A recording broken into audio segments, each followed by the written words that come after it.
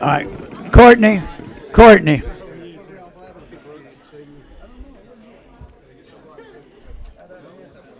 Oh.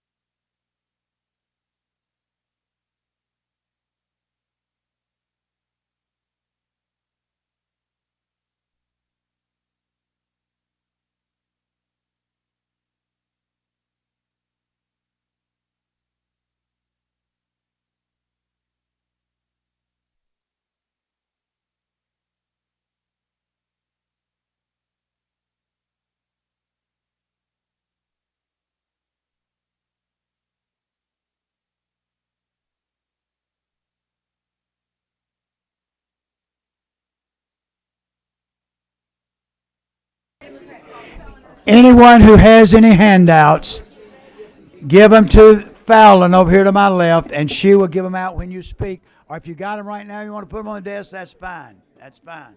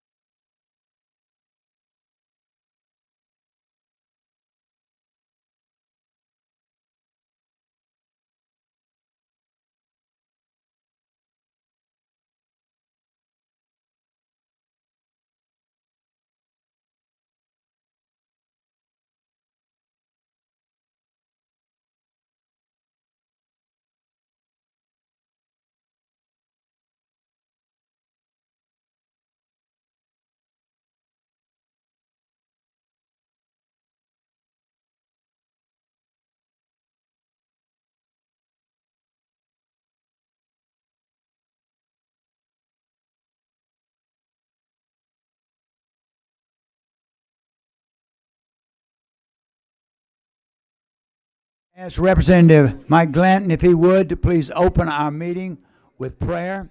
So if you would, please join us in prayer. Certainly, would you join me in prayer?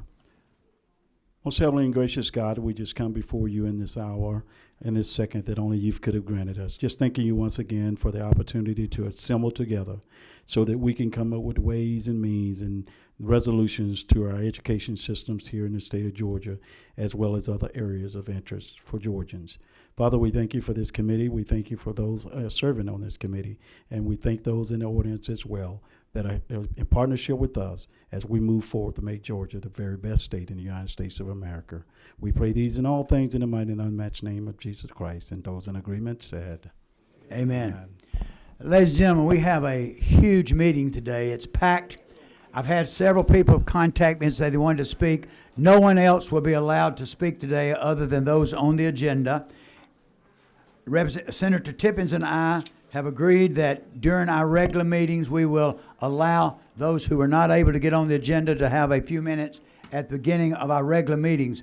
We will have a regular meeting for the House Education Committee tomorrow from 2 to 3. At that time we will organize, introduce members, and to save time, we're not going to introduce everybody today and let them tell who they are, where they're from, because that take 15, 20 minutes. We don't have time because we want to get right on with the program.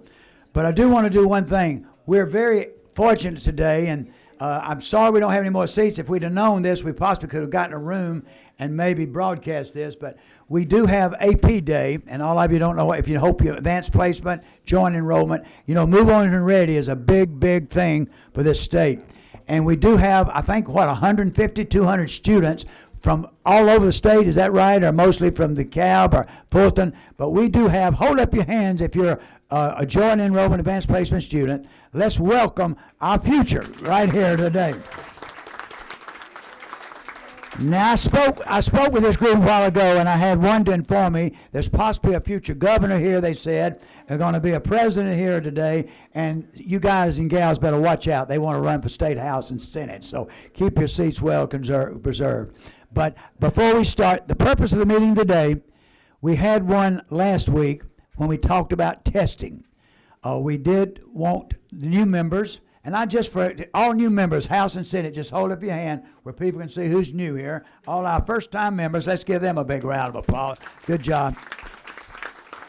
But in order to better understand the groups that you will be working with during this session, we're going to have them present.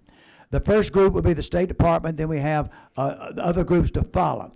I would like you, unless it's urgent, to hold your questions till after the presentations, and we'll let you ask some questions at that time. But we're going to stay on schedule. You have an agenda in front of you, and that's what the purpose is today, for you to get to know who you'll be dealing with. Before we start, I'd like to ask Senator Tippins if he has anything he'd like to say. I appreciate the participation of each of you who came today and the effort that you made to be here. I wish we had a larger room. We will move on in our agenda because we do have a lot to cover, but I appreciate your attendance and your interest in education in the state of Georgia.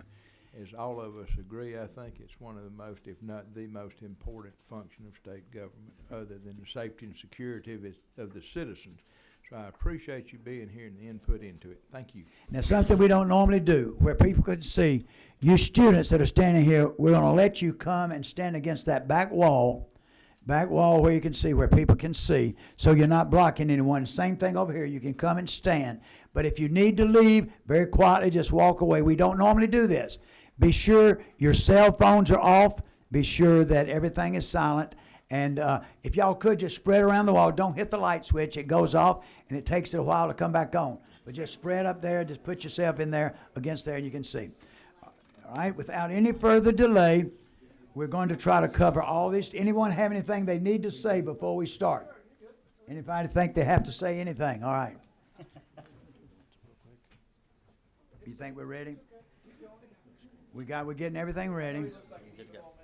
We're good to go. We're going to ask our presenters to come down to the front table here, or you may stand at the podium. You may stand. Now, we're not going to be able to get everybody. You got the wall back there. Stand where you can, and we'll try to get you in here as much as possible. You may have to double up or whatever. Okay. We're not going to be able to get everybody. I hate it. So if you want to, you can sit on the floor. You can come and sit in front, just whatever you want to do, but just where you'll be fine. All right. Carolyn. Yes, sir. She lost her phone. You've lost your phone? Dial it and we'll see if it rings. Where were you sitting, Carol? Right. Here it is. Is that it right there? Y'all see her phone? Okay. Okay. He's doing it. Okay. Y'all see it, anybody? All right. If they would, we'd like to ask one of the most important departments that we have here, and that really is going to be doing all the grunt work, as we call it, for the bill. The education committees, both House and Senate, have agreed that reading, early childhood, reading by the 5th grade, especially reading by the 3rd, literacy, and math are critical. And that's where we're putting our efforts. We're looking at the failing schools, the 155 failing schools. And we've asked the Department of Education today to come tell us things they're doing to try to help, what services they have available, and give us where they're going with this, some of these efforts. So without any further delay, I'd like to ask Superintendent Woods, let's welcome him, our superintendent of schools, and he has the first part of the program. Senator Tippins will be keeping time. You have, as it goes right now, until 3:05. Okay. 3:05? Okay, Yes, we're sir. good to go then. All right. Mr. Chairman, again, both Senator Tippins and Representative Coleman, members of the committee, again, it's a pleasure to be with you. And first and foremost, I want to thank you for your service to serve on this committee. I think that As Representative Coleman said, in my mind, this is the most important committee that we have, just because of the children that you have an impact and will have an impact on, not just for today, but tomorrow.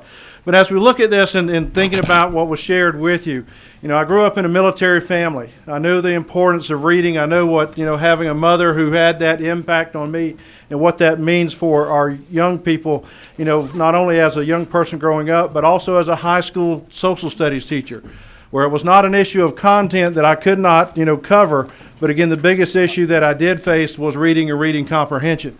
And that is something that continues to, be a burden upon my heart. One of the things we looked at in coming in office in 2 years, or 2 years ago, it was something that, I expressed, great concern with, and one of the areas in which I knew that we as a state had to get serious about and make a commitment, not just talk or lip service, but actually putting things, into place. And as we look at, focusing on the intense focus on literacy and numeracy at K-5, this is part of our strategic plan. One of the things that we were missing coming in is that we did not have a strategic plan, a plan that, said that literacy was something that we had to focus on, numeracy that is something we had to focus on. But not in conjunction with this, but, or in isolation, but also knowing that there are other components of education that build upon this, looking at the whole child. Recognizing that fine arts is a place that we need to look at. Supporting our counselor corps is something we have to look at. And comprehensively, seeing some things that, within this plan itself, school environment, that we have to have environments that are conducive for learning. And that many kids, as we look at coming into school, they cannot be worried about where am I getting my next meal, where am I, worried about bullying or, the other things that go on. And so those are things that we can provide a great support. And again, as you look at this plan and continue to move on and develop legislation with that, these are things that I believe you must take in consideration, but it is also very prevalent in our strategic plan as well. And as we look at our 2020 vision plan, one of the things we look at is that it is my goal by the year 2020. Tell us where Yes, everybody will know. Where's all this information? Now, they've handed it out, and we have it. Do we have it in front of us? I think you have some of the information. We'll go. Some of the things we'll look at will be the literacy plan that we have, and there's some information. Okay. Some is our strategic plan. We can get that to You'll you give as it to well. us, But I think okay. it is something we have shared with members in the past, but we'll make sure we get that to the new members that are out here as well. As we look at, this, we have many great partners who join us in the work, whether it's the state library system, UGA, TSG, the Georgia Foundation for Public Education. We also recognize that we as a department cannot do this on our own. And so we are looking to collaborate and reach out and have relationships with individuals throughout the state. And again, one of the things we look at is trying to make sure that I shared with the Joint Budget Committee was that, one of the things we're doing is reaching out to our sister agencies. Agencies, again, not where we have to create new funds, but better use existing funds that are out there and support systems that already are in place. And as we look at this as well, many of the department's research proven programs have contributed to growth, in especially in the area of reading. I think Striving Readers will be one that you will see that we continue to build on, even though limited in capacity, but something we hope to grow because we have seen success throughout the state in this area. And also within our school improvement division, where we can make those face-to-face talks about how to improve school. Again, we have been very successful with that. And I think, again, information that we shared with the Joint Budget Committee that we have looked at taking schools off the OSD or the Opportunity School list. So we know that we have the personnel. We have a process that's out there. And again, we have a methodology, I think, that is more solutions-minded versus the compliance-minded of what we've seen in the past.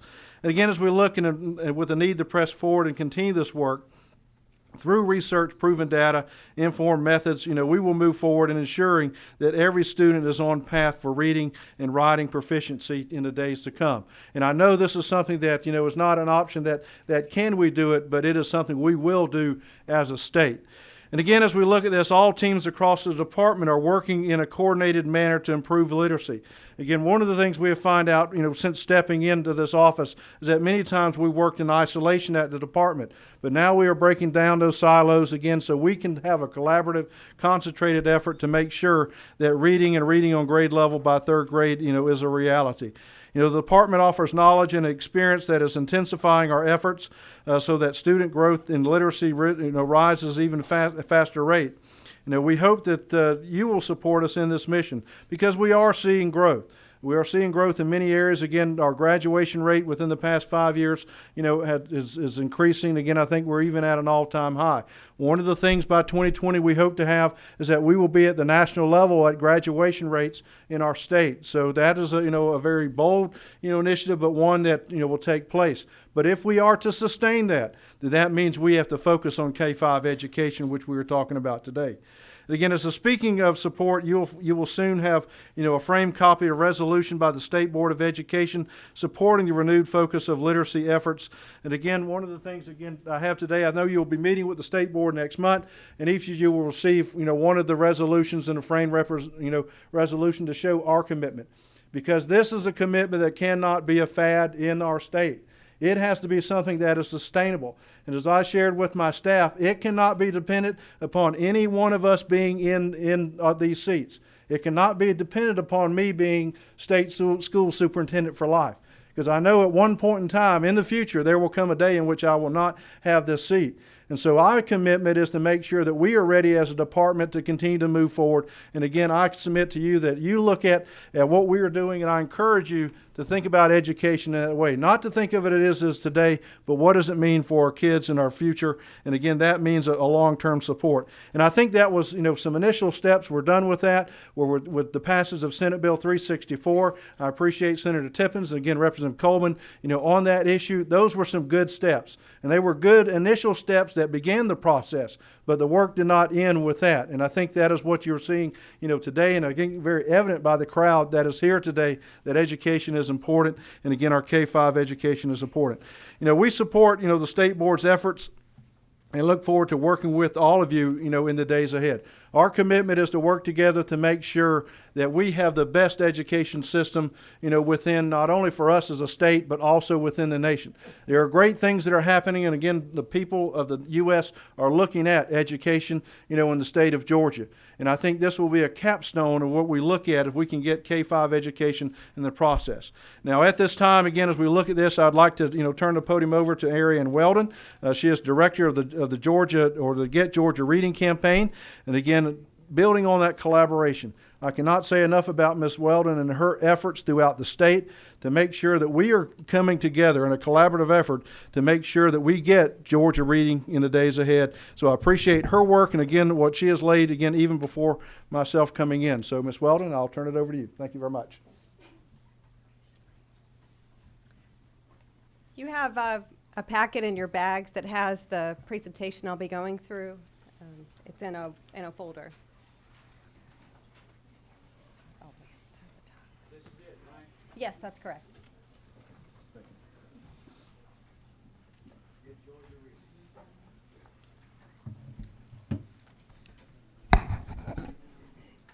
Thank you, Superintendent Woods, for the opportunity to present alongside the Georgia Department of Education. My name is Ariane Weldon. I'm the director of the Get Georgia Reading Campaign, also known as the Governor's Campaign for Grade Level Reading. Thank you, Chairman Coleman, Chairman Tippins, and members of the House and Senate Education Committee.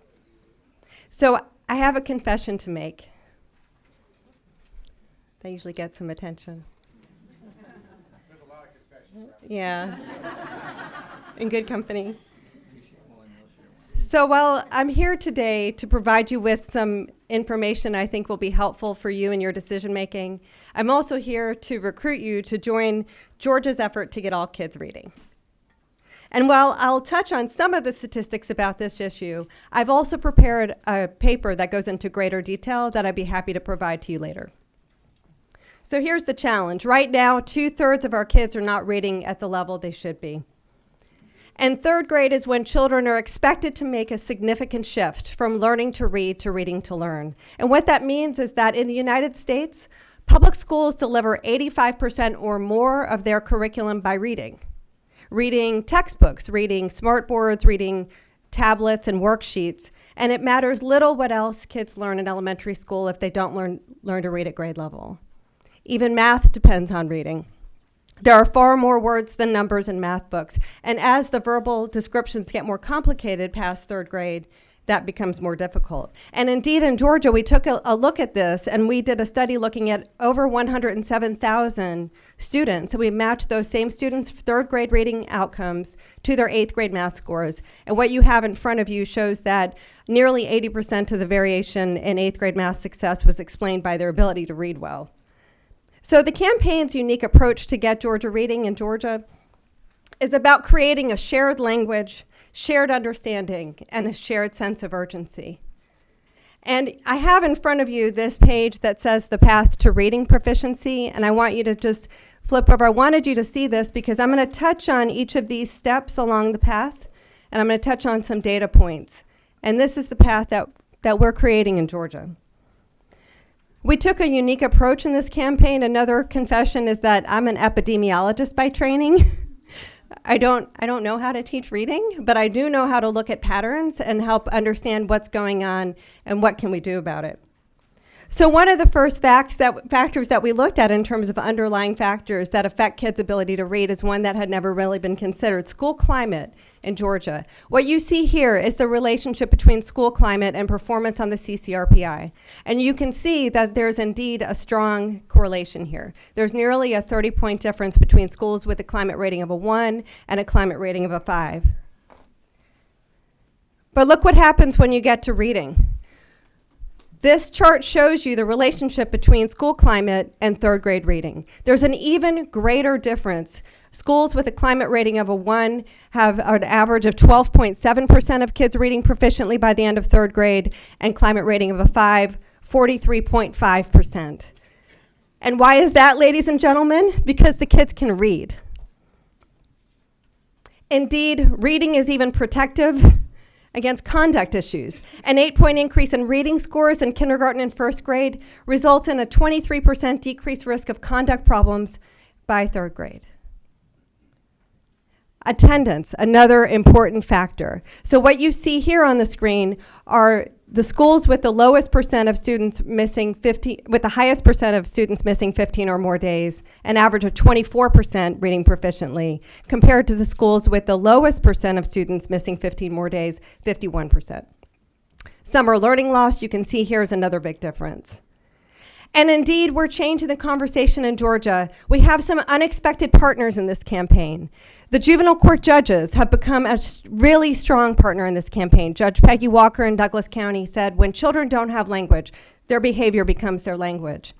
And indeed, social competence skills in kindergarten, especially language and attention, are better predictors of reading in fourth grade than is reading at kindergarten.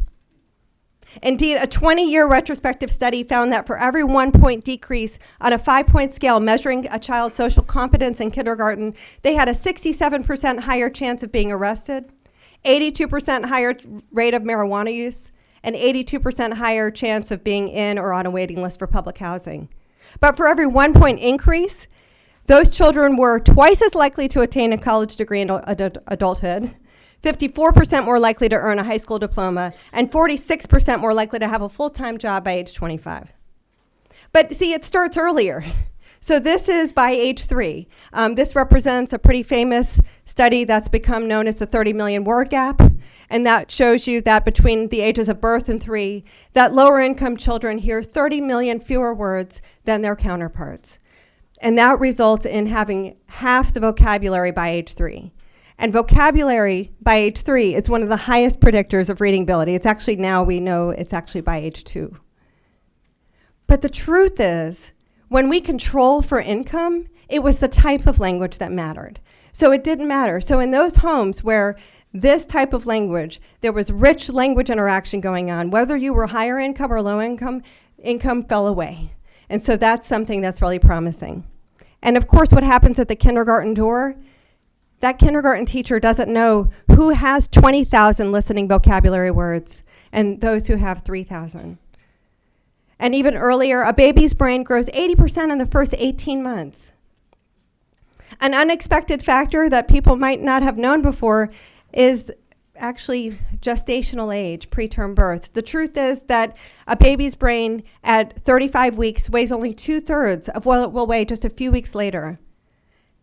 And I want you to know that a major study of over 128,000 babies connected to their third grade reading scores, found a huge variation. So those born at 37 weeks even, a 33% increased risk of severe reading impairment, compared to those born at 40 weeks, a 3% decreased risk.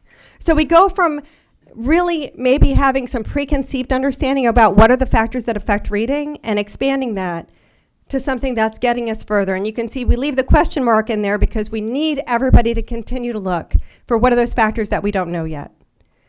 And so in 2013, the governor and the first lady and all of the agencies that you see on here, the Georgia Department of Education, came together to develop a common agenda, because getting more kids to read takes more than good schools, more than great teachers, and more than loving parents. It takes all of us working together. There's no one agency that can do this, given that 2/3 are not reading proficiently. So the solution, Get Georgia Reading, was formed by more than 100 state and community leaders who delivered a common agenda as a framework for action.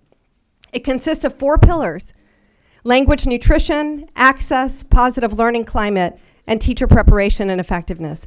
The usefulness of these 4 pillars is it helps you understand, what would I look for? If every kid is reading proficiently by the end of 3rd grade, what should I expect to see evidence of? And these are the 4 research-based pillars that cross all of that research we talked about earlier. Language nutrition, I would see that all children are receiving abundant language-rich adult-child interactions that are as critical for brain development as healthy food is for physical growth. Access, we included access as a pillar, and we went and met with supply chain engineers at Georgia Tech who helped us understand how do we really address the access issue. All children and their families have access to and supportive services for healthy physical and social emotional development and success in high quality early childhood and elementary education. And we have the 6 keys for access outlined for you here. Positive learning climate that you'll hear more about is crucial. As you saw the data show, all educators, families, and policymakers understand and address the impact of learning climate on children's social, emotional development, attendance, engagement, and student success. And of course, teacher preparation and effectiveness. The key here is that all teachers of children 0 to 8 are equipped with evidence-informed skills and really understand how to meet the literacy needs of each child in a developmentally appropriate manner. And so we go from these factors that affect children's ability to read to actions that are supporting children's ability to read, some of which I really want to thank all of you for investing in, and other partners. Talk With Me Baby is providing language nutrition coaching as a core competency among nurses and WIC nutritionists, 2 workforces that see almost every parent and baby. Quality Rated is a lovely example of a way to address the access issue in early childhood. And also last year, the Mental Health Study Committee, #1 recommendation, a Children's Mental Health Reform Council, and that's very exciting. That, again, relates to children's reading ability. Telemedicine in schools is starting to expand, and just this past year, because of the campaign, we were able to get speech therapy included as an allowable service through telemedicine. That's a big deal for our kids' ability to read. GOSA, the Governor's Office of Student Achievement, their innovation fund now includes the 4 pillars as a requirement. And PBIS in schools and child care centers. Expanding PBIS throughout the state is extremely important. Thank you for your earlier investments, and I hope that that continues and that we have full-time school climate specialists in all of the RESAs. I'm sorry, thank you. Positive Behavioral Interventions and Supports is a research-based framework that is shown to significantly improve school climate, and it's amazing what Georgia has been able to do. Georgia went further to develop age-appropriate PBIS classroom practices for pre-K through 3rd grade, because children who are in pre-K through 3rd grade are ages 4 to 8. And so some of those practices for the older children don't quite fit with the earlier children. And social emotional engagement coaching for teachers. We talk about teaching children social skills, but neuroscientists will tell you it's the other way around. If you teach teachers to emotionally engage with all children, those social skills will come. And formative assessment for K-3 continuum of reading. It was really exciting to see this in the AFY 17 amended budget, and a critical piece and a one-time investment will last such a long time. And I think it's really nice that it fits with sort of this look at age appropriate and how do we make sure there's support for a continuum of learning. And the summer lunch at the library, we were able to connect the state public library service with the Georgia Department of Ed and Department of Early Care and Learning summer food programs to help achieve learning and nutrition in the summer months. Never happened before. And of course, Georgia Department of Education's focus on K-5 foundational skills. The Georgia Campaign Cabinet, comprised of the governor, the first lady, and all the agencies you saw, developed a process to engage communities around the state. We now have 15 campaign communities that have adopted the 4-pillar common agenda as a shared framework for local action, because it's about creating a shared language, shared understanding, and shared sense of urgency, using the 4 pillars to get all children in Georgia on a path to reading proficiently by the end of 3rd grade and beyond. We hope you join us on this journey to get Georgia reading. Thank you.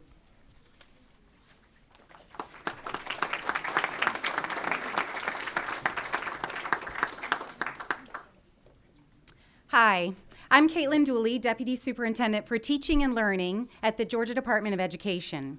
And I'm here to share with you our shared plan called Literacy for Learning, Living, and Leading, or L4. I want you to wonder right now, what if?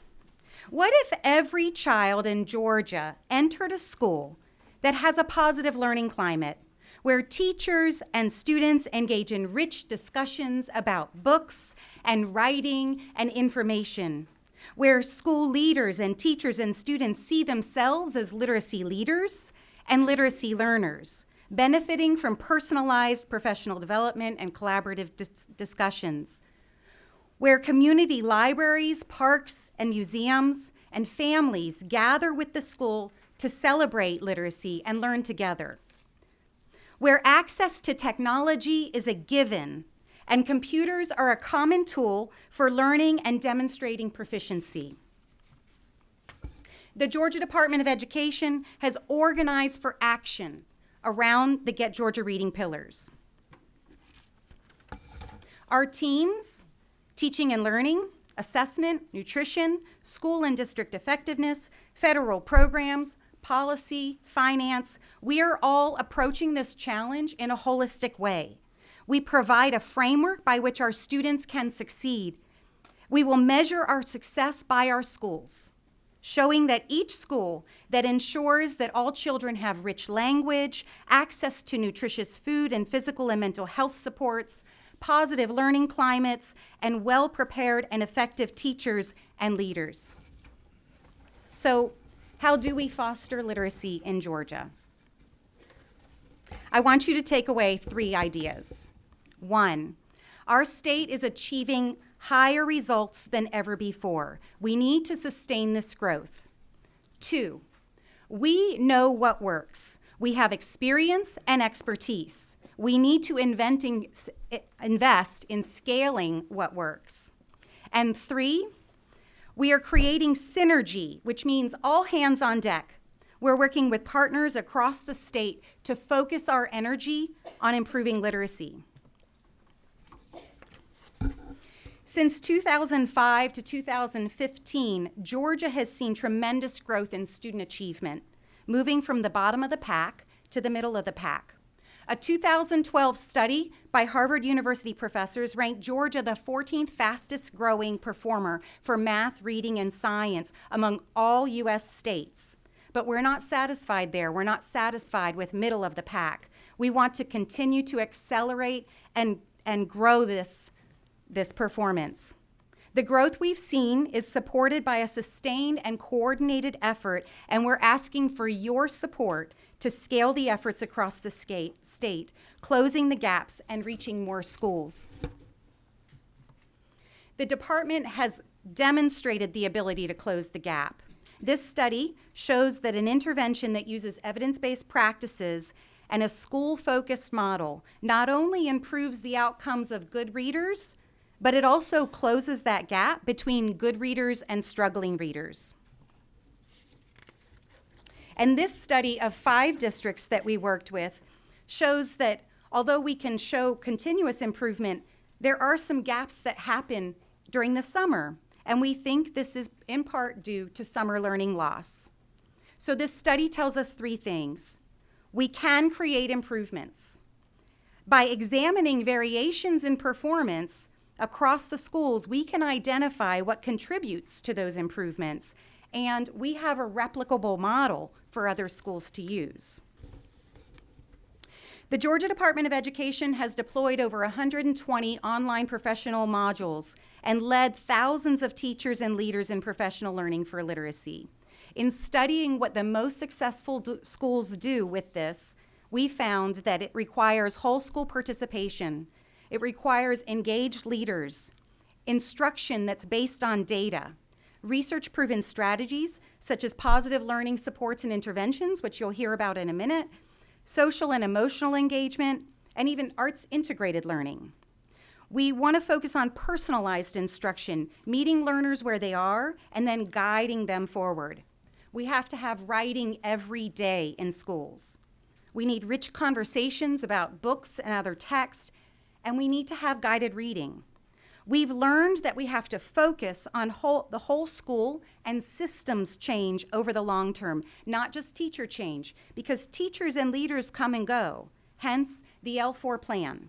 This provides a playbook that lives beyond and above the day-to-day churn of school staff. We need leaders like you to champion this approach. We know what works, and to date, we've implemented this framework in over 298 schools, and every school in the elementary level has measurably improved. We serve all kinds of schools. We serve rural schools, urban schools, and suburban schools. And we are lucky right now because at the same time, we have more than 50 Georgia communities signing on to adopt the Get Georgia Reading Pillars, which are proven to improve literacy. Added to our L4 plan or playbook, we're positioned for success. We have an infrastructure and the know-how and well-established partnerships to pull this off. The L4 plan includes several teams to coordinate the system's approach to improving literacy outcomes. There are members of the Get Georgia Reading Campaign Cabinet, essentially our leadership team. The Georgia Department of Education Task Force, formed with the participation of all teams in the department. The Literacy Faculty Think Tank. These are more than 60 professors from the technical college system and the University System of Georgia, as well as public and private higher ed partners who've already raised their hand to say, yes, we want to help. We have the Literacy Fellows. These are K-12 teachers who partner with parks, museums, and libraries to bring curriculum outside of the classroom and bring the world inside of the classroom. And we have literacy leaders, K-12 students who are our in-class literacy ambassadors. They advocate with their school partners, and they work with their school and community libraries to bring literacy to life for children. We have a lot of people who want to help our children succeed in school. We've been fortunate to have had one of 6 national competitive grants for literacy. However, that grant has ended. Without at least bridge funds until the next competitive grant is won, the L4 initiative is on perilous ground. We're asking for your support. This is our comprehensive model. In the middle, you'll see why we do what we do. We do it for children. In the next ring, you'll see what we are doing. We're advancing and tracking literacy success at a school level that will translate to workforce and economic development in the long run. The things we will measure at the school level are engaged leadership, continuity of instruction, tiered supports, rigorous assessment for teacher and leader decision-making, professional learning to meet students and teachers where they are and elevate their learning, and public and private partnerships in school communities. Our ultimate goal is complete adoption of the proven Get Georgia Reading Pillars. How are we going to do that? That's on the next ring. The Georgia Department of Education is well prepared to lead this effort. We have the data, the knowledge, and the personal experience with research-proven education practices, as well as personal relationships with educators and leaders across the state. So we need to sustain the growth we've made so far. We need to scale it to reach more schools. And we need to create mutually beneficial actions between the Georgia Department of Education and the schools we serve. So we're asking for your support, both in the legislature as well as in your hometowns, to sow the seeds of literacy that will bear fruit for years to come, because it's proven that with literacy comes an educated workforce, local prosperity, and economic development. You're going to hear about 2 more examples of how we're doing this in the department as a sustainable, comprehensive effort. You'll hear about a formative assessment practice from Melissa Fincher, and you'll hear about positive behaviors supports, interventions and supports from Justin Hill. One or 2 questions, but we're going to keep moving. Senator Miller, you had a question. If I understood you properly, I think you said not quite 300 schools are doing this. And we've got 2,000. Go ahead. We've got 2,000 schools here. So we got 15% of our schools are doing this program. We've got 150 failing schools. How many of our failing schools are doing this program at this point? We've seen a reduction in those. We actually have 26 schools on the list that have recently started Striving Readers, but all of the schools that have been participating over the years, when they've implemented the plan that we've worked on with them, they have all succeeded. Can you give me the reason of why 2,000 schools, and this is such a major problem? Is it because it's voluntary, that we've only got 15%? I mean, it seems to me if we're doing something that is demonstrated that works, why hasn't this been made throughout the entire state? I guess that would Do be I up need to ask- you do I all. need to ask Chairman Coleman? If something like this, the governor's behind us, right? The governor's. I'm not a, But I'm I just don't trying know. to figure out why we've got a program like this, we've got great results, you're looking for scale. Here's So- the bottom line, what do you want us to do? Superintendent wants to address that, I think, all right? I'll step in. Again, That was my lead-in for Yeah, you, Rick. sure, okay, well, you did a great job. But I think that what we're looking at, the totality of the L4 plan is relatively new. This is something as far as what we have done within the past couple of years to condense. Some of the things like the Striving Readers, again, was just a limited offering from the federal government. So we are hoping, again, as we shared, we've seen success with that. We know this is where, we can scale, if we have the ability to scale this up, then we can expand the success. So some of the things we're looking at, they have been relatively in small concentration across the states. When you're looking at some of the OSD, type schools that are there, one of the things we looked at is what we shared, I think, at the Joint Committee the other day, that 57 schools that were on the list, because of their designation, were not even covered, by us as a department. And so some things we did initially stepping in, we just had them invited, said, please come to our sessions, even though you may not, quote, be on the list. So some of it now, as we're looking at this, that it's just taking time to get to this point.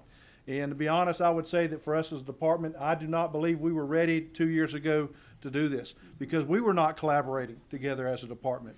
And so I think that what we're presenting today is something that is relatively new. Again, as Dr. Dooley shared, getting the community involved, which is very critical to that. And that is something we have been able to do within just this past summer. So it is, like I said, I don't want to be under a misconception. This is something we've been doing for, in totality, a long time. But this is the plan that we are presenting to you today. Okay? Mm-hmm.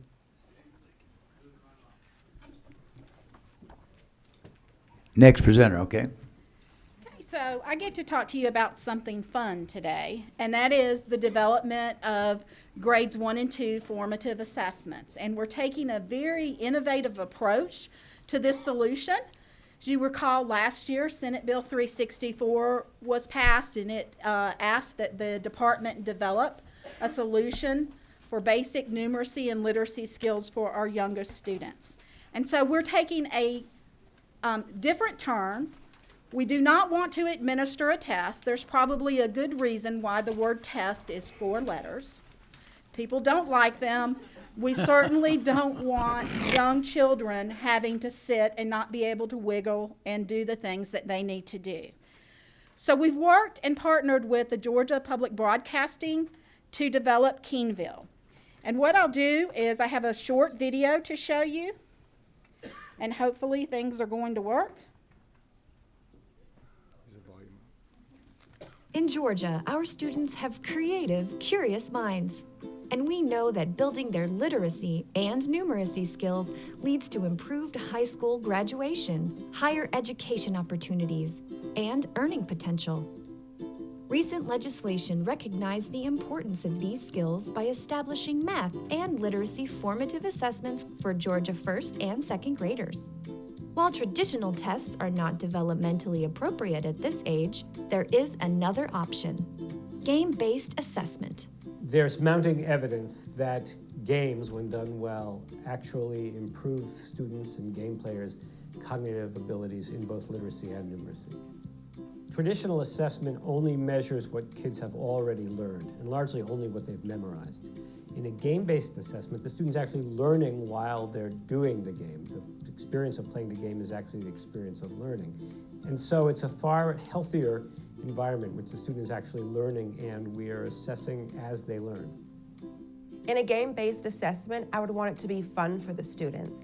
I'd want to make it relatable for them, something they can do hands-on and really do it themselves independently without a lot of extra help, and just something they can really enjoy that makes them enjoy learning more.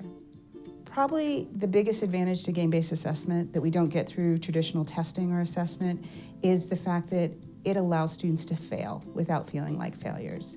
They get to try things and maybe not do so well, and then try again, just like they do with video games they play every day. Parents want to keep in contact with the teachers on a regular basis, but they don't want to bother them. Game-based assessment could give them that regular feedback. In Georgia, we are building a unique and innovative solution in collaboration with our teachers, students, and parents. Welcome to Keenville on planet Peachy Keen.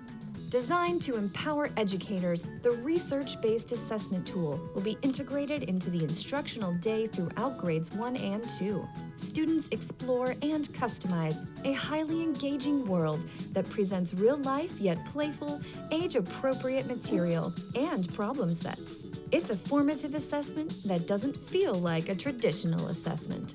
This approach uniquely integrates critical math and literacy content in a fun and interactive story-based educational experience. Student performance is captured in a user-friendly, actionable dashboard that gives teachers and parents the information they need to understand where kids are doing well and allow for targeted support. I think game-based assessment would be really beneficial because it's something that kids can relate to. It's something they're already into, and they could show what they know in a way that's comfortable and much more fun than just a boring paper pencil test. I think what's missing from our current assessments is thinking about our students. They're just 6 and 7 years old, and we have to kind of keep them in mind as we create and design our assessments. Georgia is leading the way by being among the first states in the nation to design and implement this new vision for teaching and learning, a true, authentic Georgia initiative. Let's build it together. We'll see you soon on Planet Peachy Keen. So I don't have much in my world to get excited about, and I'm really excited about this. The governor has made a recommendation to include funds to allow us to build this, and we certainly hope we have your support. There is a flyer in your packet about Keenville, and I'm happy to answer any questions that you have at any time. But right now I'll turn it over to Debbie Gay, who is our Deputy Superintendent for Federal Programs, to talk about positive behavioral supports. Thank you, Melissa. Representative Coleman, Senator Tippins, and House and Senate members. We are really excited to be able to be here today to really give you an update on where we are with positive behavior supports and interventions in our state. You've heard Ariane and Caitlin both reference the importance of having positive school climate, and this is one framework, one tool that we have some information to share with you to show the positive impact of the implementation of this throughout our state. And I brought with me Justin Hill, who is the program manager for this work. It's his work, and I'm going to ask him to share that with you today. Thank you, Debbie.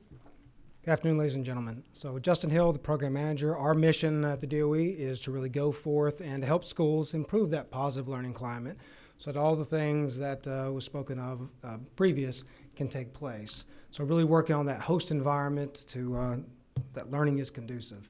So what is PBIS, or Positive Behavioral Interventions and Support? So really it's a tiered support framework that's rooted in behavior science and also rooted in a public health model where we really focus on preventing inappropriate behaviors from happening in the first place. So if the purpose is to create an environment where appropriate behavior is the norm, what we want to see is 80 to 90% of the students where going to the office is a rare thing indeed. And the schools that we work with, we see evidence that that's in fact taking place. So rather than having educators sit around and wait for misbehavior to occur, we try to equip adults and kids with certainly skills and strategies so we can prevent problems from happening in the first place. And that is that host environment prevention-based logic that we're working with. So our team was established in 2008 and 2009 school year. And since that time, that initial cohort of about 80 schools, we now have reached 900 schools. And I'm here to say thank you, thank you, thank you, because with the investment in the school climate specialist, even though there were 16 part-time folks that are out in our RESAs, just having that additional support structure to help our team means that we will actually train 1,000 schools in March. And that's a significant accomplishment, and I'll certainly share with you how we rack and stack when you compare our progress with some of the neighboring states around us and those in the region. But without their support helping us with a team of 6 in a large state like ours, going out and talking to all the schools and training them, this is certainly work that can't be done alone, and the school climate specialist has been a big part of this effort, and thank you very much. How we support those 900 schools. We support those schools with those 16 half-time RESA specialists that are out in the field, and we have a coaching framework that's based on research, where we have the DOE acting as a coach for the RESA climate specialist, who then act as a coach for a district coordinator for this effort, and in turn, certainly they coach a leader at the school building as well. And again, trying to equip and set up something that can be sustained over time. You'll see in the inset map that's inside your pamphlet where the districts that we're working with across the state.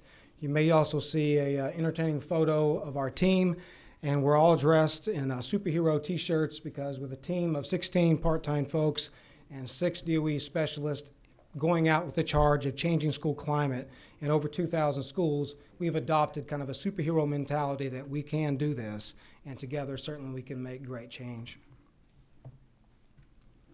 Now, on the map that I have on the screen that you have in your PowerPoint slide, you'll see that Georgia is, especially with the addition of our school climate specialist, we're an elite group of 21 states that have trained over 500 schools in this prevention-based logic, focused on positive school climate. But next month, on the heels of March Madness, we will also join another elite 8, and that is only 8 states in the country can say that they've trained 1,000 schools in this framework. You'll see some of our neighbors to our left and our right. And we say that this is significant progress with our initiative. We partner with Georgia State, and Georgia State has given us some updated research, in fact, 2 weeks ago. And what you'll see in front of you is that just within a couple years of implementation of this research-based framework, that you'll see immediate results in reductions of office referrals. And the reason that a reduction of office referrals is important is that if students aren't going to the office for misbehavior, then of course they're not being sent to ISS or to out-of-school suspension as a result. So they're in the schools learning and certainly having their literacy improve, and those are good things indeed. What it might look like for a local school. So here's an elementary school in the CSRA RESA out off I-20 in eastern part of the state. If in 1 year before they work with us, they generate 625 office referrals. And they work with us, and let's assume that research says that a student that gets sent to the office misses 45 minutes of instruction time from the time the young person is disciplined, walks down to the office, sees the principal. That's a significant amount of time that they're away from instruction.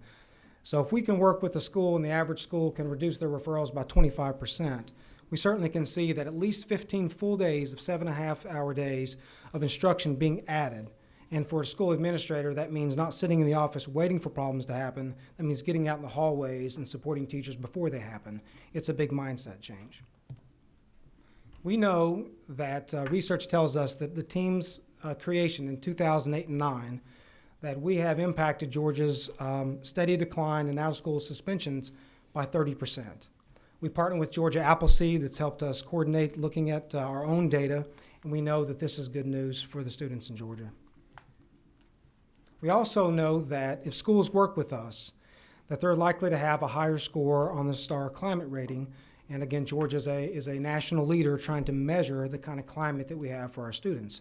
But if 84% of Pbis schools have either a 4 or 5-star rating compared to the other schools that don't work with us, we think this is significant. And you may have seen this slide earlier in the beginning of the presentation.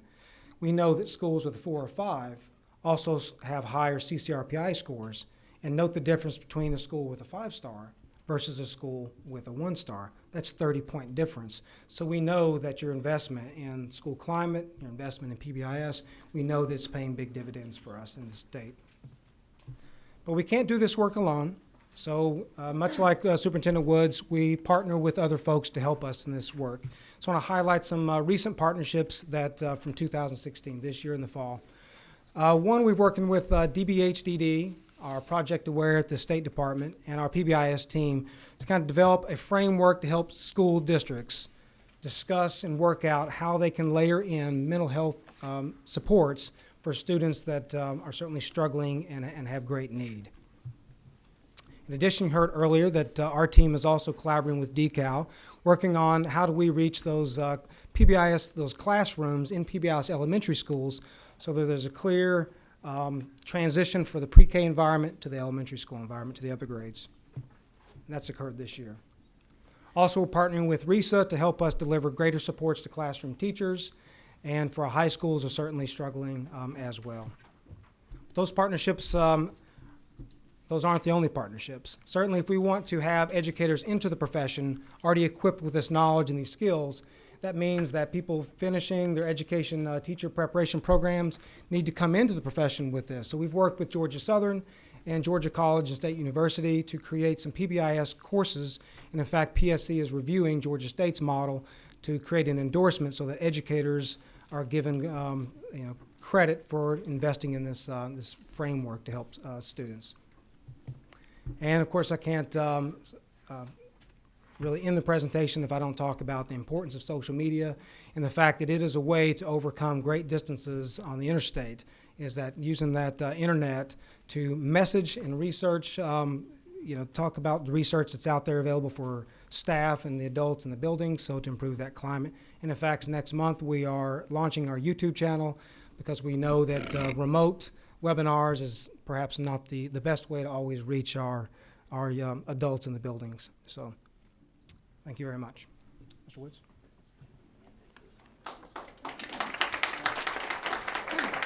Superintendent Wood just said, we have a question here. Let's, Representative Brockman. Thank you, and thanks for your presentation. And whichever of your team wants to answer this, and forgive me, I'm a new member of the committee, so I'm trying to catch up on some of the things that are going on, but how do you define school climate, and then I know you're measuring it in a lot of ways. How is it defined and then measured? So there's a lot of things that make up school climate. In a nutshell, school climate is the feeling that you have in a building. It's often when you hire a new CEO, the first thing he does when he says he wants to take over a company, I need to change the climate of this organization. So we use the Georgia Health Safety Survey to survey students, parents, and staff to find out what do they think about the environment in which they live, learn, and breathe. Do I like my school? Do I think the teachers are here to help support us? And we help work with school teams to kind of look through that data because we're trying to change those numbers. If we see 56% of students saying they like their school, we'd certainly want to work with the team to look through the data to find out, can we increase that, because we know that there is something wrong with the environment. Attendance also plays a factor. The discipline data that I shared as well also plays a role in that.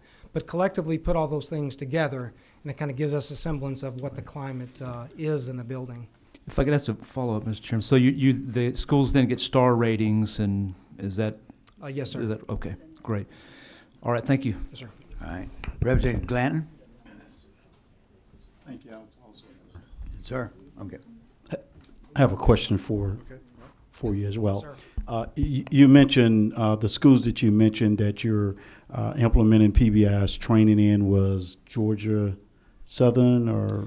So the university is Georgia Southern. University working with a teacher or for master's program and some EDS students, so that we have leaders that are coming out of Georgia Southern who can lead this effort in a district, whereas Georgia College has a little bit more nuanced approach where they have more folks that are out in the field to be teacher leaders. It's just a different approach from the two universities, but we're partnering with them so that just more people are entering the workforce, kind of thinking with this kind of behavior science. And so, which leads to my question. Yes, sir. Have we approached Albany State or Fort Valley State where those teachers are coming out of those universities going into our school system, particularly our urban school systems? Yes, sir. I have in my inbox, actually my email from 2 days ago from Fort Valley State. So discussions, once we walk down this path and Georgia State reached out to us to help us, we walk the path with them. We certainly look forward to working with other universities to help them build that, but certainly having a couple universities kind of tread, make the path available first kind of shows us the way. Okay, at some point I'd like to sit down and talk with you a little bit about Yes, sir, those absolutely. HBCUs. Thank you. I want to say that since this has been implemented, I know Chairman Nix started onto this several years ago and really pushed this, but I want to commend this. I have seen tremendous results of this as far as school climate and discipline, improving discipline. Superintendent? Again, on behalf of the Department of Education, I want to thank you for your time and the invitation today. Again, if you have any follow-up questions, please feel free to reach out to us. I think we will try to send some of this information to all committee members. I know, as you shared, you do have several new individuals that are on the staff. So again, for those that you are new, please feel free to just walk across the street at any time with that. And as we kind of look at this, I think looking at what we have on the screen, this is a joint effort. It is an effort that takes a lot of time. Relationships do take time, but we are kind of getting there. And I think that as we focus on why we do this, if you look at the very back of, I guess, the L4 literacy plan that we have, that middle picture is a young man by the name of Harper. Harper is 2 years old. He can work and he can code and he can get on the computer and he speaks 2 different languages. But again, for me as a person, that what I would share as well is I pull out my phone and on my screensaver, I have a young girl named Kaya. Kaya is my niece. Okay, that's why we do what we do, and that's why this is important.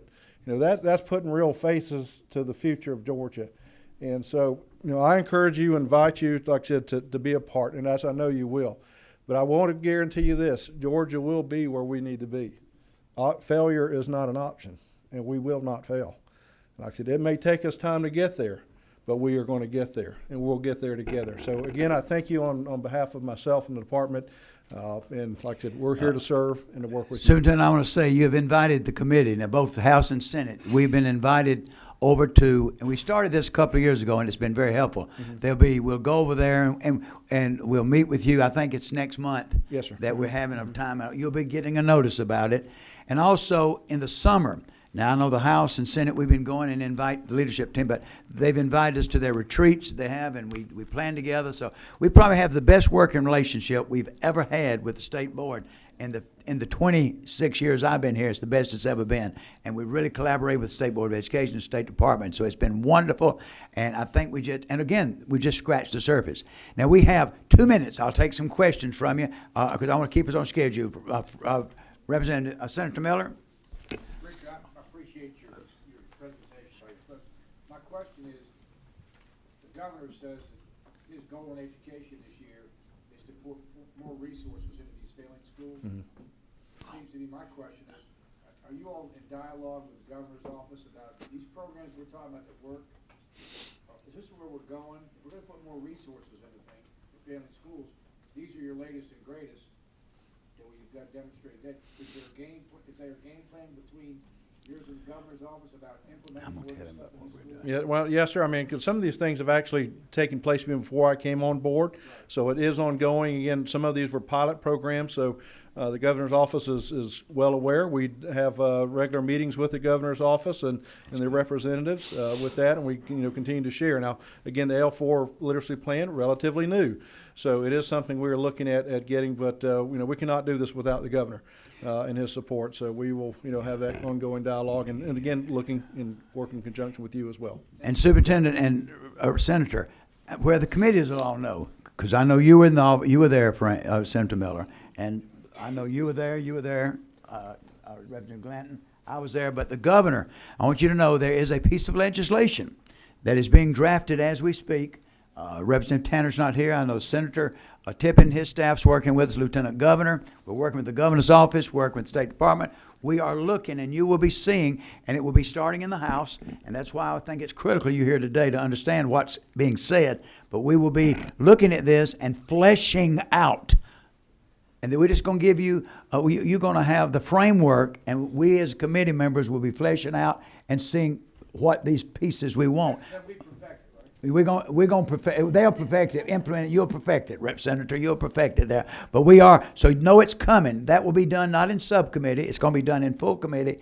Be a lot of testimony, a lot of input. So that's why I felt it was critical for you to hear what's happening today and know all these pieces. Senator Tippins will take his committee. We'll take it. It'll come here and go to the Senate. And hopefully we get through, we'll have something. And you know that we can be proud of that will do what we're talking about doing with leadership, discipline, and take care of these failing schools. Yes, sir. And not only the failing, all schools, especially elementary and reading. Yeah, all schools, yeah. All right.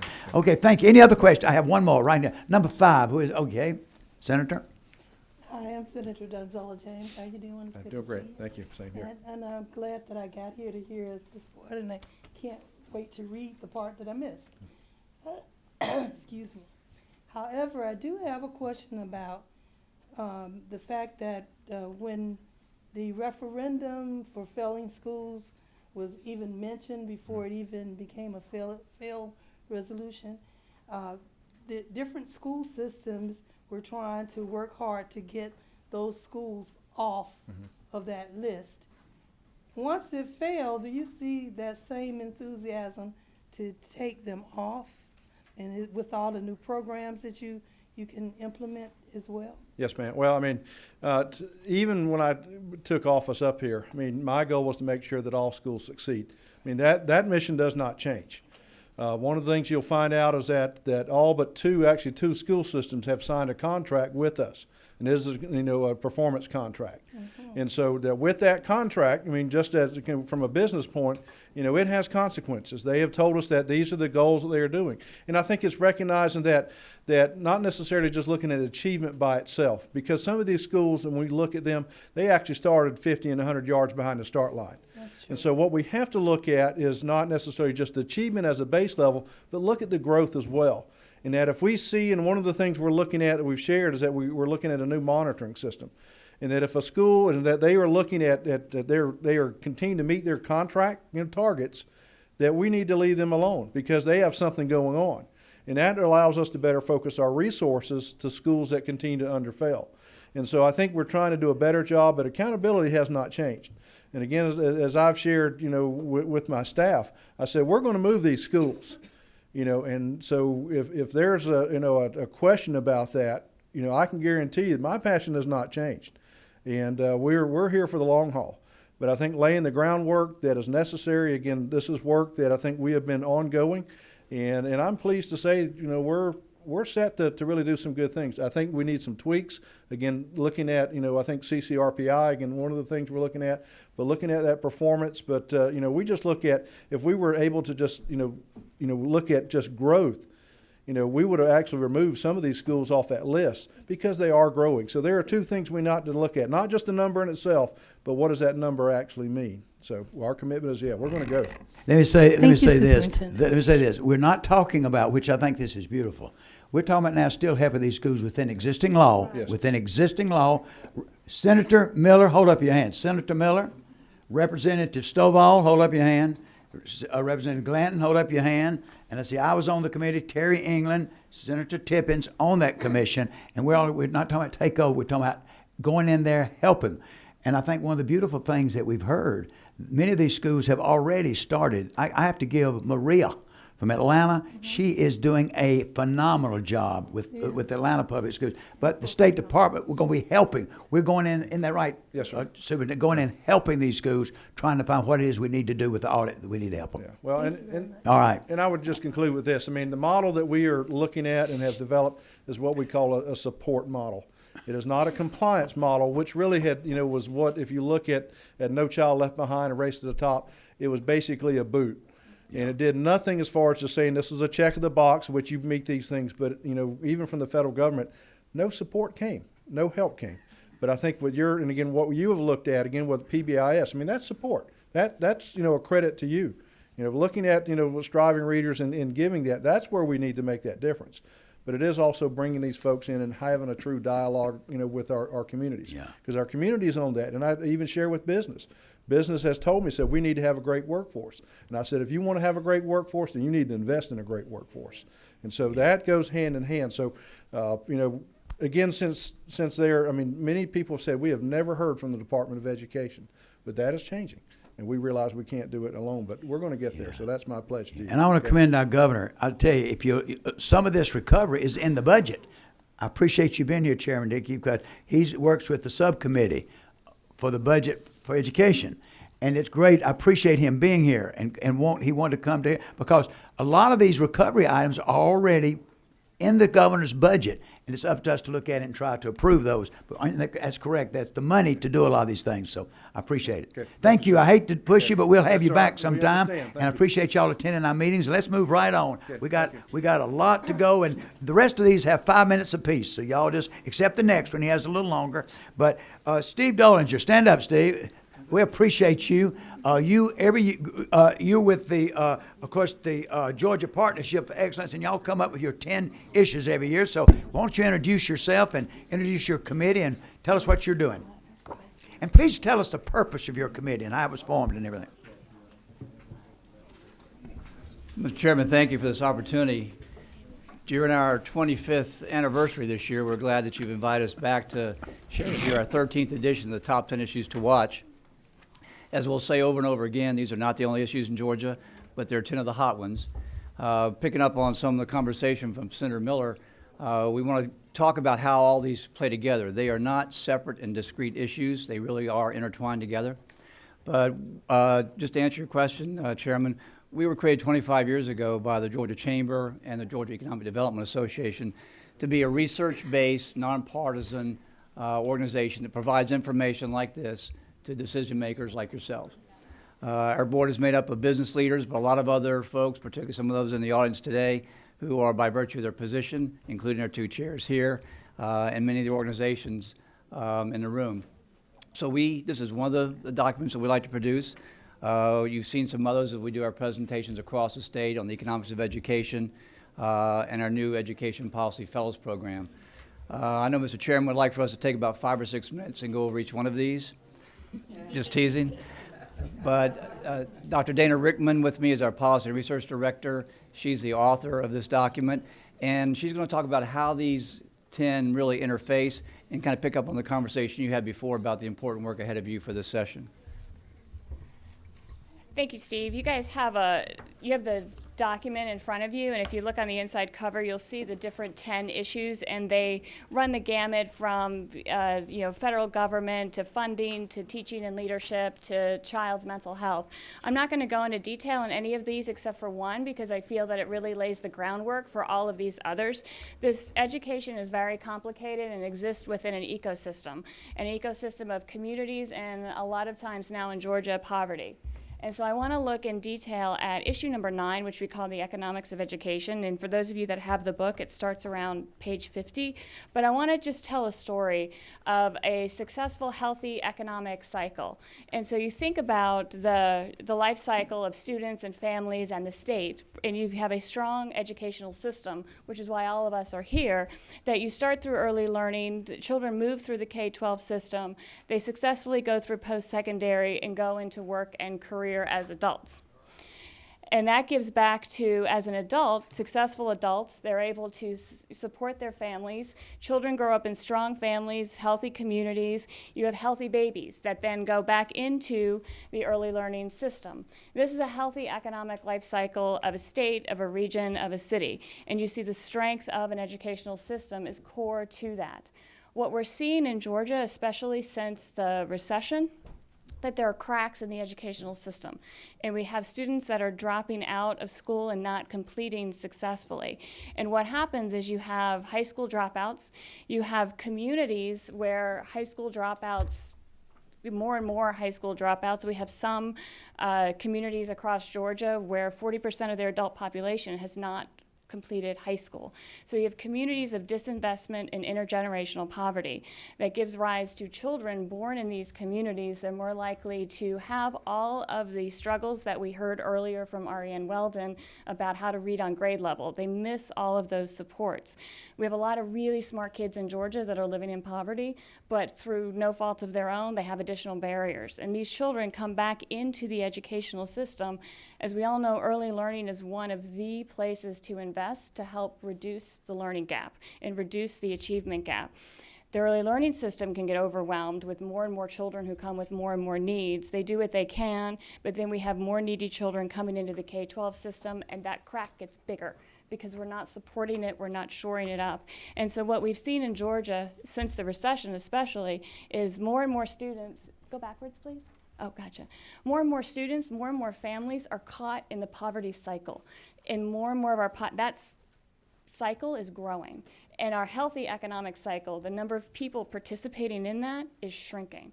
And I say all of this because as we think about education policy, we have to think about it in terms of how does it help support that cycle? How does it help shore up the cracks in the system? And these aren't individual policies that that operate in a vacuum. You can't talk about a teacher recruitment policy without thinking about where do we need teachers to go? You know, how do we get them to the rural areas? How are we going to properly compensate them? What does equity look like in terms of access to high quality teachers?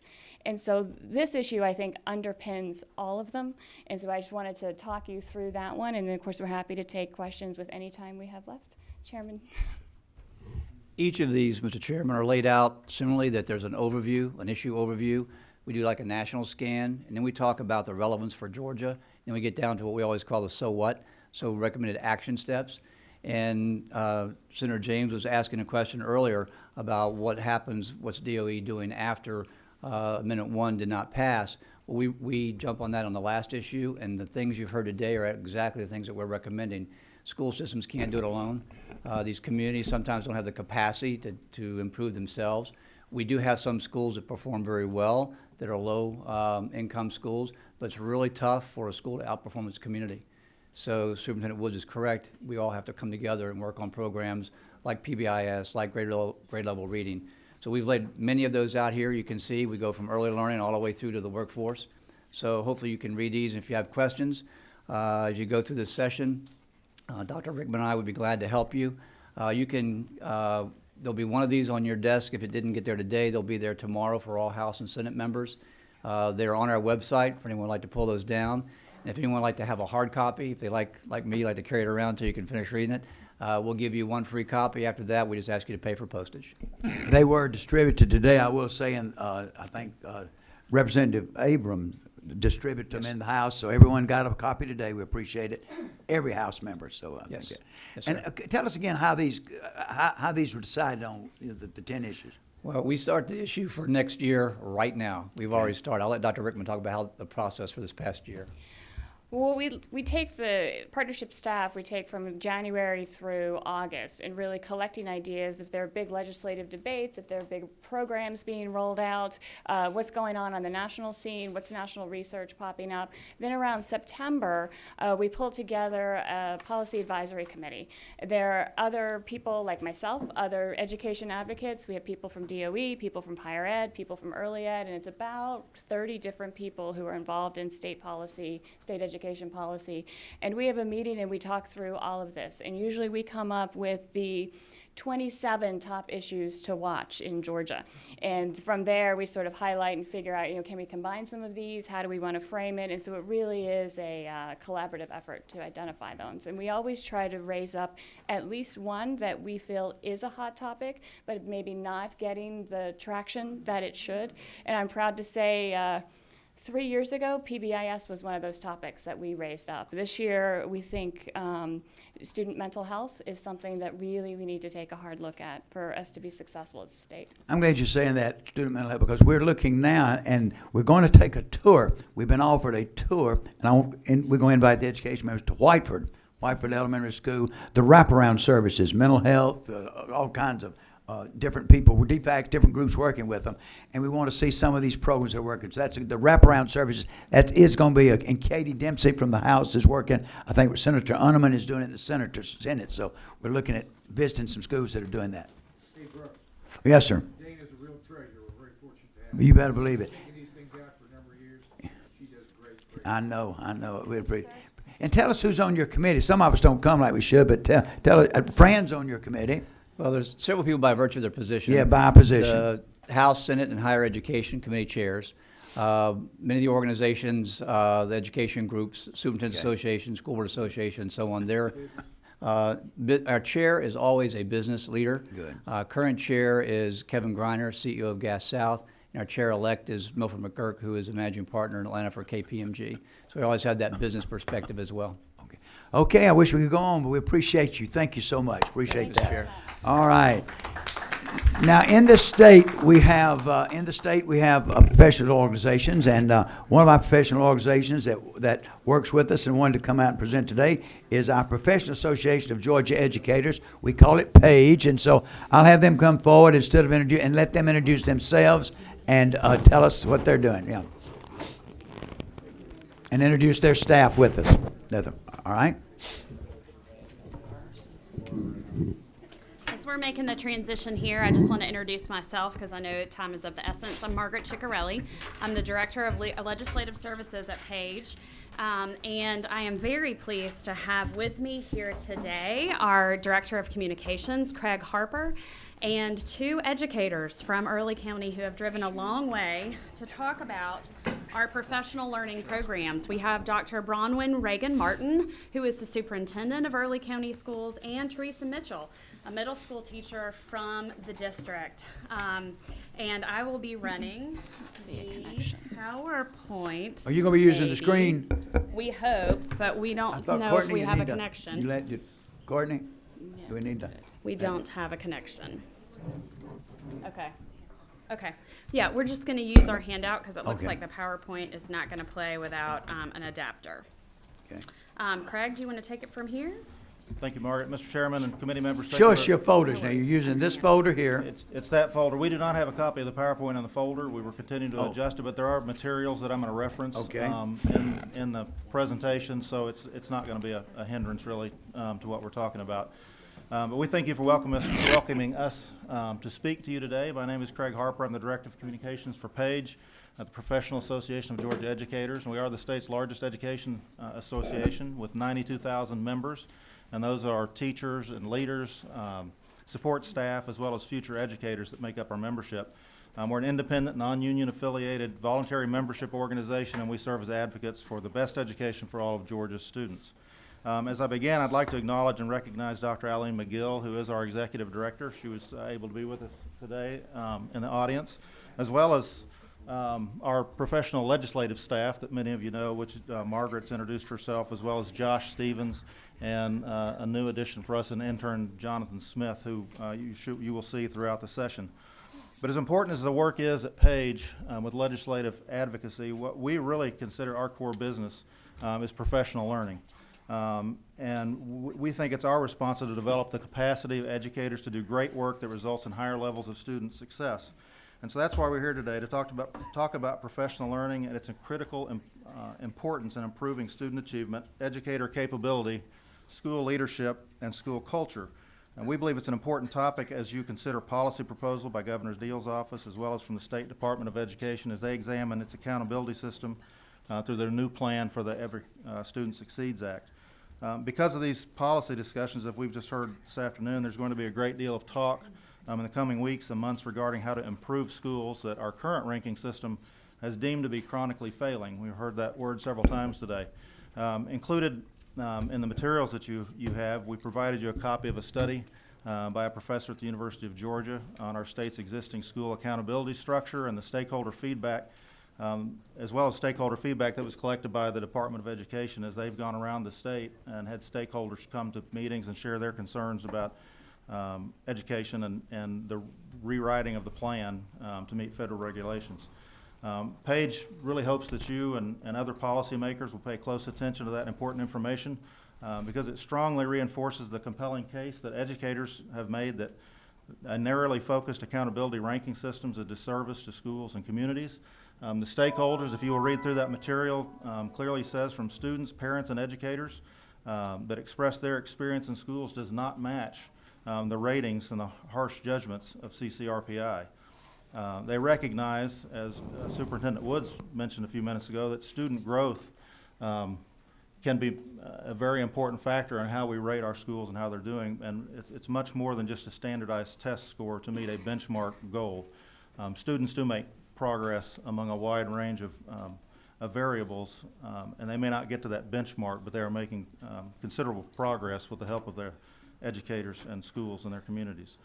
Another factor that stakeholders have addressed in that information is a desire for a greater supply of excellent teachers and leaders and a culture that supports learning in their schools. And so that's really where Paige believes it can provide some guidance regarding a professional learning model and what the state is looking moving forward. The way to improve education for Georgia's students is through a transformation model, not reform. And transformation occurs not through adoption and implementation of programs or intervention plans, but through the hard work of teachers and leaders in individual schools, understanding their students that they serve in their school and community. Building trusting relationships with their community and designing engaging work for students that is both relevant and rigorous. Paige provides professional learning around this concept, which is founded on a process of needs analysis, research, design, and implementation. Every school is unique, as those of you who have had a lot of involvement in our schools, and one-size implementation plans do not fit every school. Paige actively works with teachers and leaders from around the state to enhance their ability to know their students on a deep level and thus design targeted, engaging work leading to improved student learning. And do we have our map up? We cannot. Josh will hold it up for me. Right here. We have a map that shows the scope of our professional learning around the state. You'll see it goes from the farthest northwest corner all the way down to the southwest corner and lots of other areas. Those lighter blue counties are where our work overlaps with districts that have schools on the list for intervention, and then the gray counties are those that have been identified that we're not currently working in.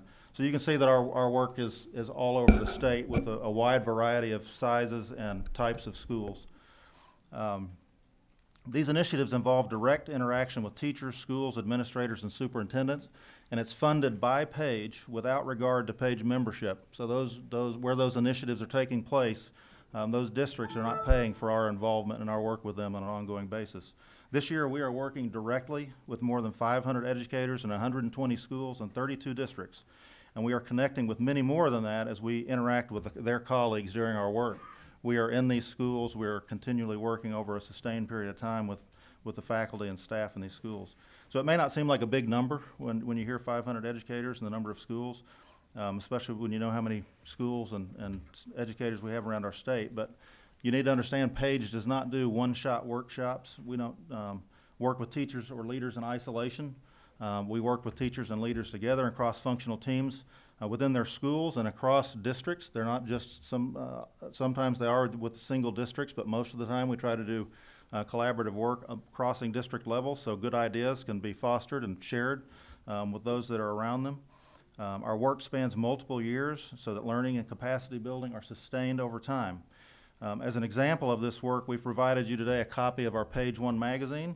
And you'll find 2 articles there detailing the work of just 2 of our initiatives. We have 7 overall. One is in Burke County, which is a single county initiative, and then also something that we've done for a number of years, which is a teacher, leader, and assistant principal workshop, and they come and work together with districts from around the state. So all of that's just a whole bunch of words said very quickly for me, and you might have even tuned out when you heard the word transformation. You've been hearing a lot of information today, but I hope you'll listen closely for a minute about how what Paige does makes a difference in a specific district and school. And that's why Dr. Bromlin Reagan Martin, the superintendent of Early County Schools, and one of her teachers, Teresa Mitchell, a 7th grade teacher at Early County Middle School, is here today to talk to you about the work that we've done with them. Thank you, Mr. Harper. Thank you, Senator Tippins, Representative Coleman, and the rest of the committee for allowing us to tell our story today.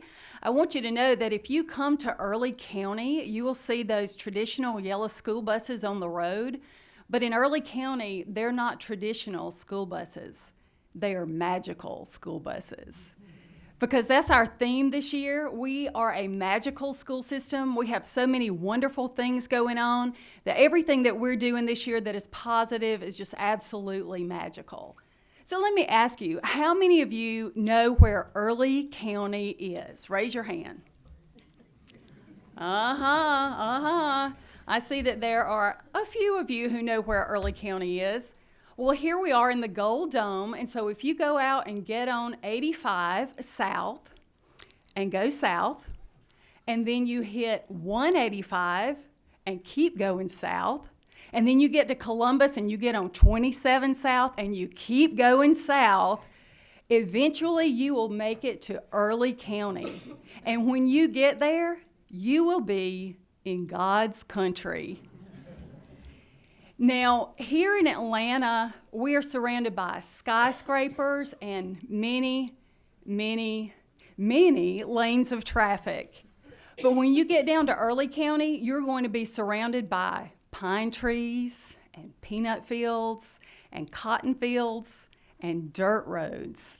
And that's where we are. So let me tell you about who exactly we are in the Early County school system.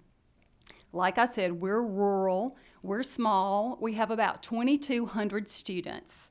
Our population in our society is a black-white community, and that's reflected in our school system. We're about 68% African American, about 28% white, and 4% other. All of our kids eat free lunch. That's our population. So just as the lady before us talked about areas of poverty and that cycle of poverty, that's what we exemplify. The Early County school system is the second largest employer in the county behind our paper mill. This is our first year without furlough days since 2009, and our first year with a local supplement, tiny as it is, since 2011. So we struggle financially. We know all about austerity cuts and how that's affected us. But sometimes those struggles make us more creative, and we have to think outside the box. One way that we've thought outside the box is with the Paige initiative that Mr. Harper talked about. Dr. McGill came to our Southwest Georgia RESA Board of Control meeting a couple of years ago, and she talked to us about this initiative. And now, initially, Early County was not on the list. I was co-chair of our Board of Control, and I threatened to knock off a superintendent or two to make it onto the list. Fortunately for the other superintendents, a couple declined the honor, and we were able to make it to the list. What we have found out is with this initiative, it has provided us professional learning that otherwise we would not be able to afford. It has given us a common language that supports our vision, our mission, and our goals. It's been a catalyst and a confidence booster so that we can make presentations just like this. And it has given structure to our magic. Teresa Mitchell is a 7th grade English language arts teacher at Early County Middle School and also one of my former students. She's going to share with you how the Paige initiative has impacted our schools, and she's also going to include the legislators in a little interactive activity that she as a teacher uses to prep our kids. Ms. Mitchell? Thank you, Dr. Moore. Now, as a teacher by nature, I don't sit. I rarely sit. I'm running to the bathroom, running to the classroom. I'm up and I move. But what I want to teach you today is... Can you hear me? I'm normally loud. Can you hear me? How the Paige initiative has helped us as educators in our school system is we've been able to focus on student engagement. Well, one of the things we decided on how we will use student engagement is through differentiation. Now, many of you receive cups. You have a medium cup, a small cup, and a large cup. Now, you were given a cup for a reason. You were randomly given cups because I don't know anybody up here with the exception of Mrs. Howell Sims, but you randomly received a cup. And this is what we've decided to do in 7th grade as an English department, and it works. Now, my small cups here, let me tell you who my small cups are. All the cups represent different learning levels and learning styles. Now, my small cups Miss Joyce, you're now one of my students. Now, Miss Joyce here, based on my interactions with her and my social observations, I realize she's a high-level achieving student in terms of academics. Good student, does homework. Well, what's another small cup? Karen, she's a rebel, but she does her work, and she learns. She learns quickly. Being that she can grasp material quickly, I can give her a higher level of complexity of work. Do I have any other small cups? I think it's a shot glass. We didn't identify that. This is a small cup. Karen is a very independent, Beth is a very independent thinker. She can work individually on assignments. I can provide Beth in a learning center. I can walk away from Beth. Beth gets it. She can rock and roll. I can give her the laptop. She's fine. I know she's not going to get on YouTube and look up videos. She's going to work. Now, I have Karen here. I give her a menu of options. If we're doing vocabulary, I say, hey, you can do sentences. You can write a paragraph. You can write a story. I give Karen flexibility in her learning because I know, based on my observations as a teacher, that she's capable of doing this. Now, Miss Joyce here. Miss Mitchell, I don't need an hour. I need 10 minutes and I'm done. And if she's mastered the content, I'm comfortable with Miss Joyce having just 10 minutes. Thank you, Miss Joyce. And what I also realized about Miss Joyce, because she has a small cup, she can work whole group with everybody. She can work in a small group with just a couple of peers, or once again, she can work independently. Now, my middle cups. Who are my middle cups? Oh yes. Elena here, she's the only middle cup. Elena and Scott.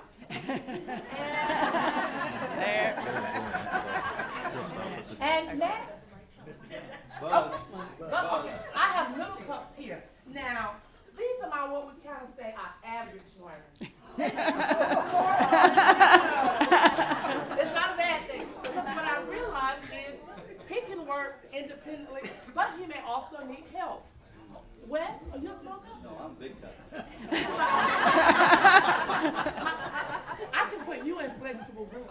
You're a medium cup. I can put you in flexible group because I know I can give you some autonomy, but I can also work with you one-on-one as needed. Now, who's my other? Yes, these two children are back here. I can give them mid to higher level complexity and activities, and based on what I know they need as students, that's how I determine their engagement assignments. You do your assignment here. And depending on the subject or the content or the student model, Mr. Dave may or may not need extra support. Thank you so much. Because these two gentlemen have a lot of things in common. Sometimes I might, if I know they're going to stay on task on the subject, I'll let them work peer to peer. They give each other feedback. But I monitor that feedback and make sure they're on task and make sure they're actually engaged in my lesson and not what happened at the football game or what they saw on television. I will give them more time on assignment than I would my small group because Ms. Joyce here, I know 10 minutes is fine with her. These gentlemen, depending upon what the assignment is, I may give them a little more time, but it's structured time. They don't need it. Well, I also realize that they're middle cups not because they can't do it. They're middle cups because sometimes I need to give them that extra push. I need to motivate them a little. I may need to sit down and talk to them and find out what works for them in terms of learning and what doesn't work. Now my big cup. Who are my big cups? Oh, my big cup babies. Now, big cup babies does not mean you can't learn. It means I need to provide you additional support. I may need to tailor my activities to specifically for what your needs are. Now, because she may struggle in one area doesn't mean she struggles in another area. But as an English teacher, I'm going to give her some one-on-one. I'm going to sit down and talk to her on whatever concept it is that we're working on to make sure that I know what she struggles with and what she succeeds on directly. We do the back and forth thing. Now, this young man here, he's a big cup. Dominique, I have to give him more hands-on activities. I have to have him up, moving, mobile. So this is going to work for him. Now, another large cup. Oh. He needs to rent 2 cups. Okay. We have the chairman here now. He's gonna get some special treatment for this because he is the chairman. I'm going to model assignments for him. I'm gonna say, I'm gonna do it. I'm gonna do. You're gonna show me what I did. Then you're gonna do. And we're gonna do this back and forth until I feel confident enough that he gets it. Now the next day, he may not get it. And what do we do again? Do it again. We do the back and forth. We model once again. Who are the big cups? Oh, Mr. West. Mr. West now, he has problems focusing. So I don't give him menu options when it comes to engagement. I can't say, okay, here's the list, pick an activity. We can't do that with this. So what I say, this is what you're gonna do. And you're not doing anything else. This is your assignment and we're gonna focus on this. And it may take us a couple of days to turn out that one assignment, but I have him focused and engaged and he's doing.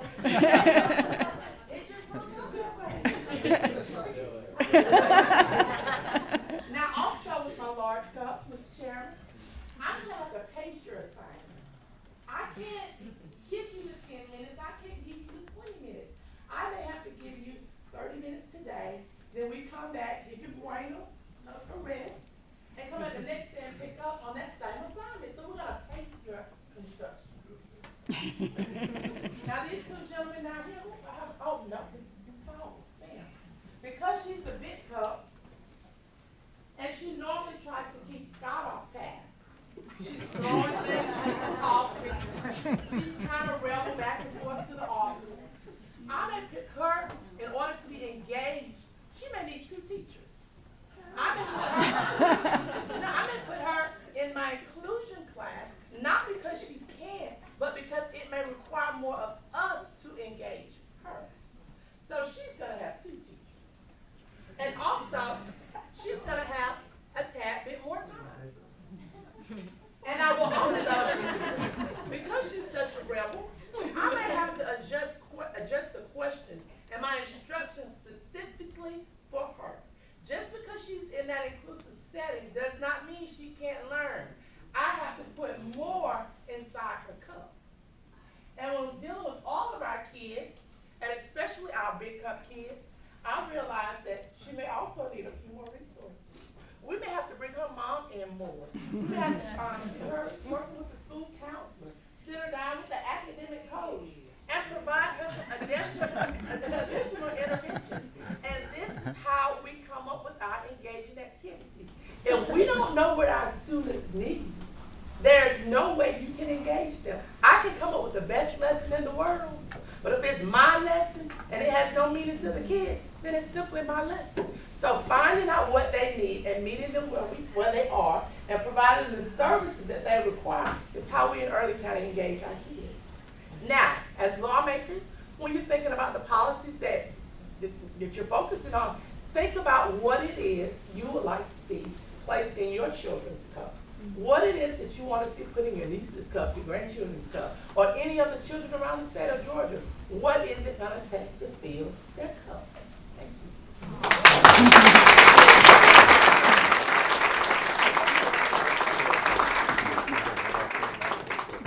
I want to thank our educators for coming. I know we've run over our time a little bit, so I'll just go ahead and wrap it up and let you know I'll send you the rest of my comments and the PowerPoint so you can see that. And I'll just also say that we've heard this phrase several times today in several presentations about schools cannot do it alone. If any of you would like a book about a former accountability guru and public school critic who converted to a different view of public schools, we'd be glad for you to look at this book. And thank you for your indulgence with our presentation, and we'd be glad to answer any questions if you have them. Thank you so very much. That was very good. Appreciate it. Any other comments? We need to move on. Yes, one question. Yes. I have one quick question. Thank you so much for coming and telling us about Early County. You have about 2,000 students. That's right. What is your annual budget for the About school? $18 million. So that's less than $10,000 per student? Yes, it is. Okay, thank you. 16 and a half. 16 and a half? Yes, Are sir. do you get equalization money? We did not this year, so that made us tighten our belts So significantly. you moved up above the average where you don't get it? That's right, but Okay. we're thinking we will receive it. Think you will. So you're at the 14 minimum meals. And, do you have how many, five board members? 5 board members, Okay. yes. Thank you so much. All right, let's move on. Next we have, thank y'all so much for coming. Next, I would like for you to say I would like to bring up the Georgia Association of Career and Technical Educators. What does CCRPI stand for? Who can tell us? I want to be sure everybody knows. Does everyone know what that stands for? It's been thrown out here all day. Our new members, do you know what CCRPI stands for? College and Career Readiness Performance Index. That's what we grade our schools by, this formula. And we're going to have a session, probably the second meeting, when we're going to have someone call in and talk to you how they grade and how they do our schools, so you'll know what that stands for. I just had somebody say, all right, let's go right ahead, Matt. We're glad to have you. Y'all see why Fran had to have a big cup? Chairman of Education had to find out what CCRPI was. I'm glad somebody told me. Go ahead, Matthew. All right. Well, good afternoon, and I promise to be very brief with my comments. And man, I got showed up.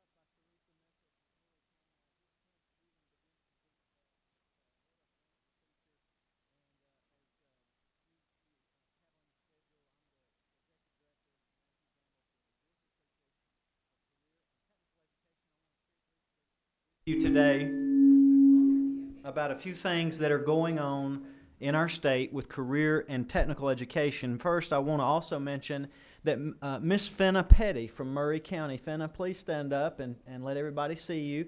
She is a CTAE director in Murray County, and she happened to be down here for AP Day or Reach Day, the Reach Day that we had.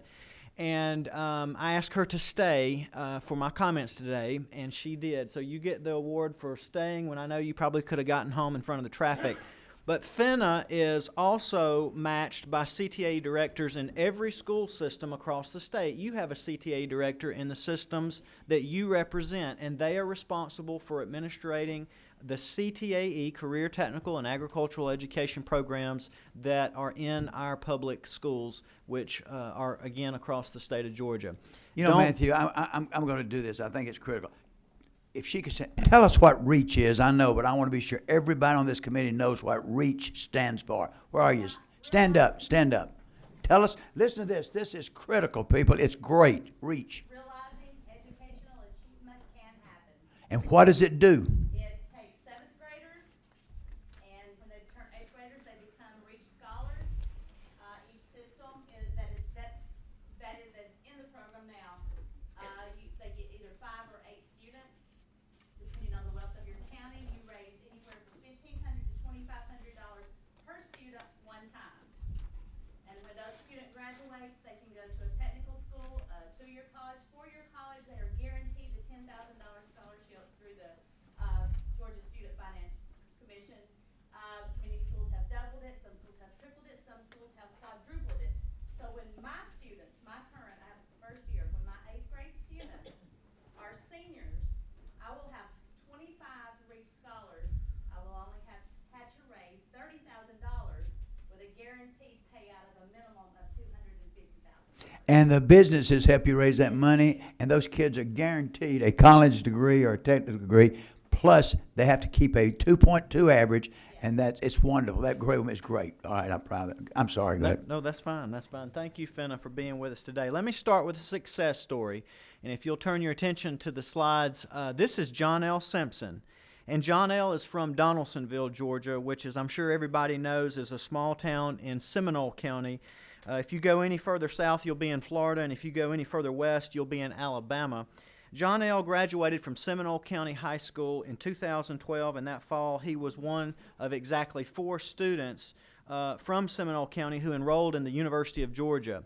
When he graduated from UGA this past spring, he also completed his term as the president of the University of Georgia Student Government, and for that matter, he was the 2015 Homecoming King at UGA.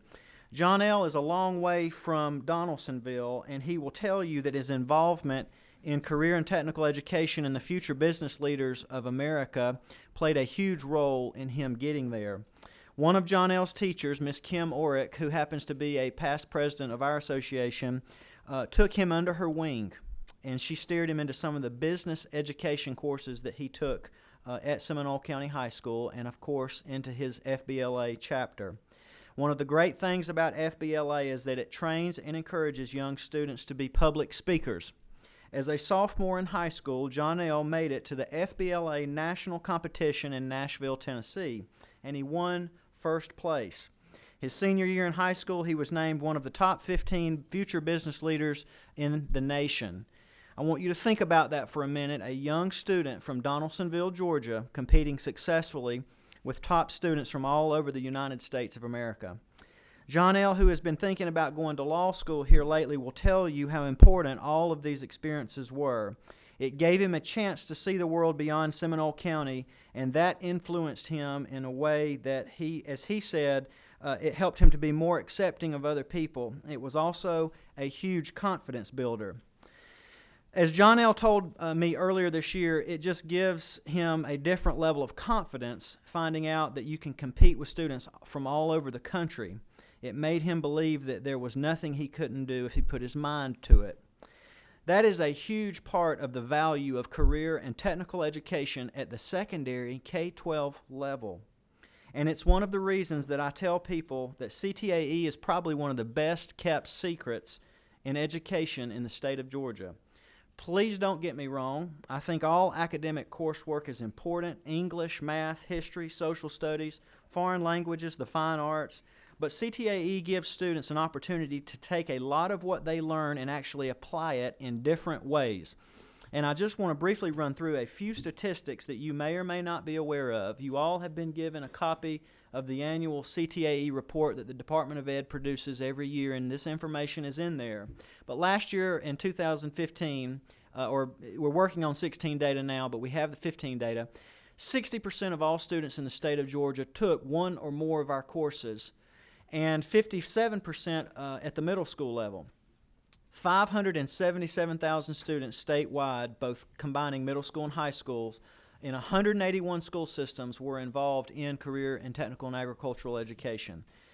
They participate in 17 career clusters, which represent 130 different career pathways. Those are all outlined in the annual report that you have.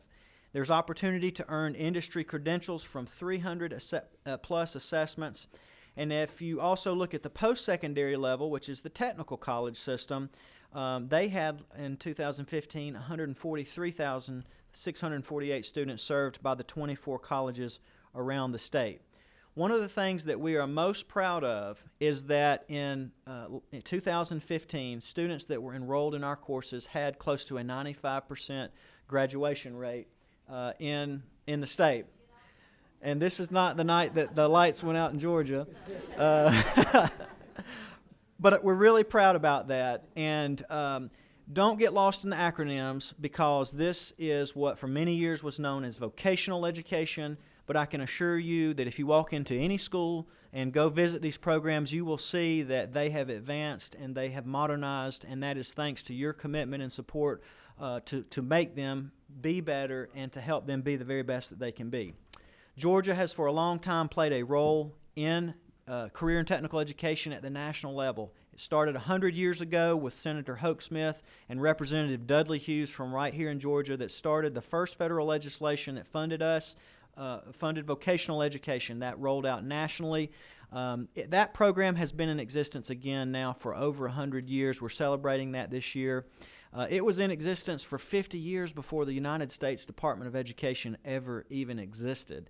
And so I'm very optimistic that in its current form, which is just called the Perkins Act, that it will continue to thrive because it has such a great return on investment for students who are enrolled in these programs. We have 4 national winners from the state of Georgia who have been recognized within the past 2 years. And you recognize 3 of these last legislative session, and you will recognize Mr. Leon Grant, who is our 2017 Carl D. Perkins Career and Technical Education Award recipient. You'll recognize him very soon in the upcoming weeks before the session is out. That's from right here in Georgia. We have wonderful teachers. February's National CTE Month. I ask you to pay attention. On February 9th, we'll have a Career and Technical Student Organization Day here at the state capitol, where our student organizations will be here to exhibit and demonstrate what they do. They will be in the south steps of the Capitol, and again, just like future business leaders of America, they'll all be represented, the different clubs that we have here on February the 9th. Also want to mention to you that I don't have a lot of time today, but I'm around. And for many of you, you know me, you know I've been around for several years now. And if I don't know you, I want to get to know you. And you can reach me. Here is my contact information, and I'll provide the slides to Representative Coleman and Tippins so that they can distribute to you as well. But I'll be happy to help you however I can and connect you with the wonderful CTAE programs that exist in your systems throughout the state. Thank you. Thank you. All right, stick with us, people. I want to apologize because many members have other meetings. We're going, they're coming in and out, but we have 4 more presenters, so y'all please stay with us. But, okay, next we have the Georgia Social Workers Association of Georgia. All right. It's called swag. It's called...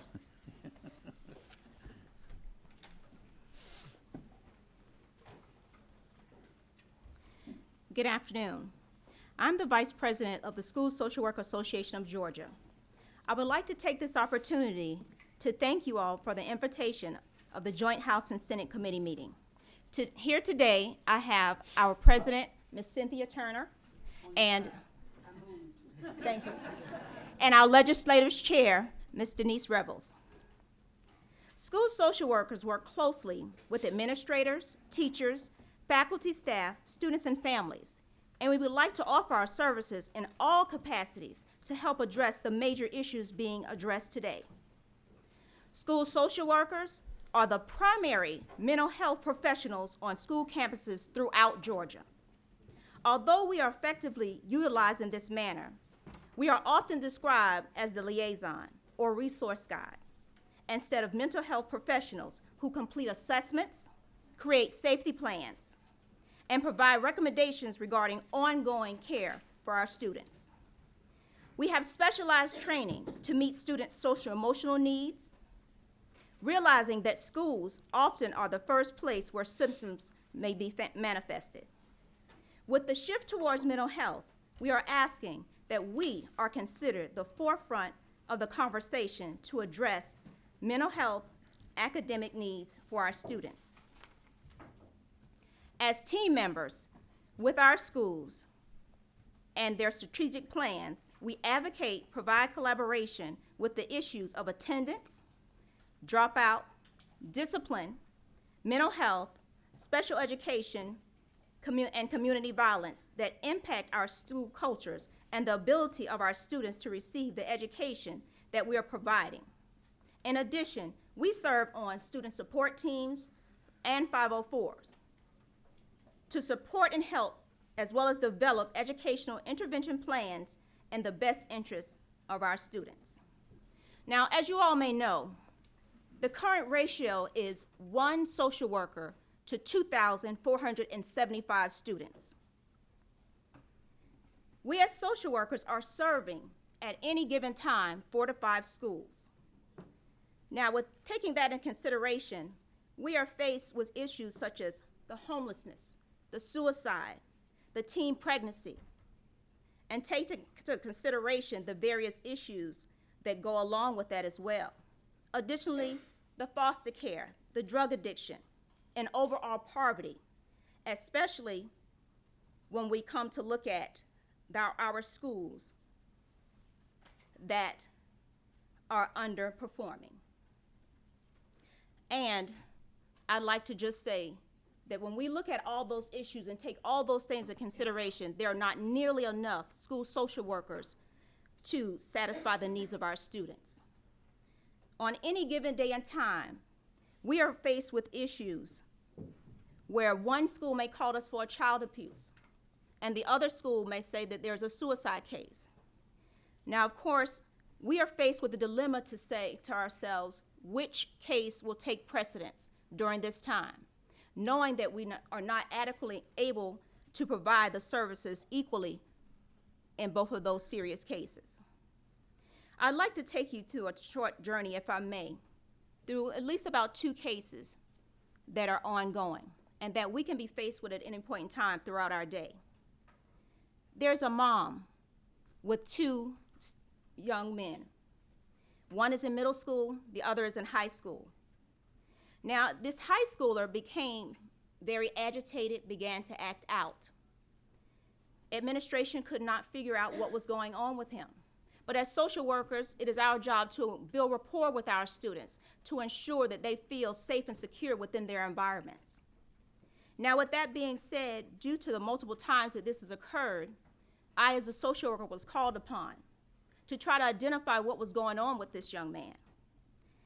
As I was identifying what was going on, it was noted that this young man also was experiencing mental health issues just as his mother. And when we find cases like that, we proceed with caution, because until we are able to identify what that mental health issue is, we have to take time to understand and know what's going on, what that family history is. And in doing that, the case became even more severe, if you will, meaning that this young man began to not attend school. He began to act out physically. He even came to the point where he tried to harm himself. So with the expertise that we as school social workers have, that enabled us to be able to perform or put together a safety plan for this young man. And what that means is that we're calling that parent in. We're bringing those team members in to ensure that there's full understanding of what's going on, and this is just not merely behavior that is going on with this young man. Another case I'd like to share with you. There's a young man who's a high schooler. We've got about 5 more. Take about a couple more minutes and sum it up, because we've got about 5 more. We've got to get these others in too. I'm sorry, I don't mean to do that, but I'll bring you back at another meeting sometime if we need to. Okay. Go ahead, I'm sorry. That's okay, no problem.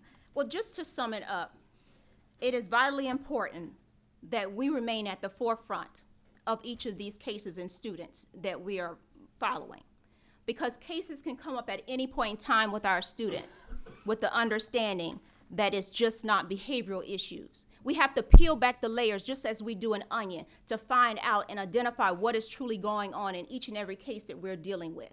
So our integral part in dealing with all of this, as school social workers, we truly do have the expertise and the training to deal with every issue case by case, one step at a time. But still remembering that the current ratio is 1 to 2,475. Thank you very much for your time, and we certainly appreciate it.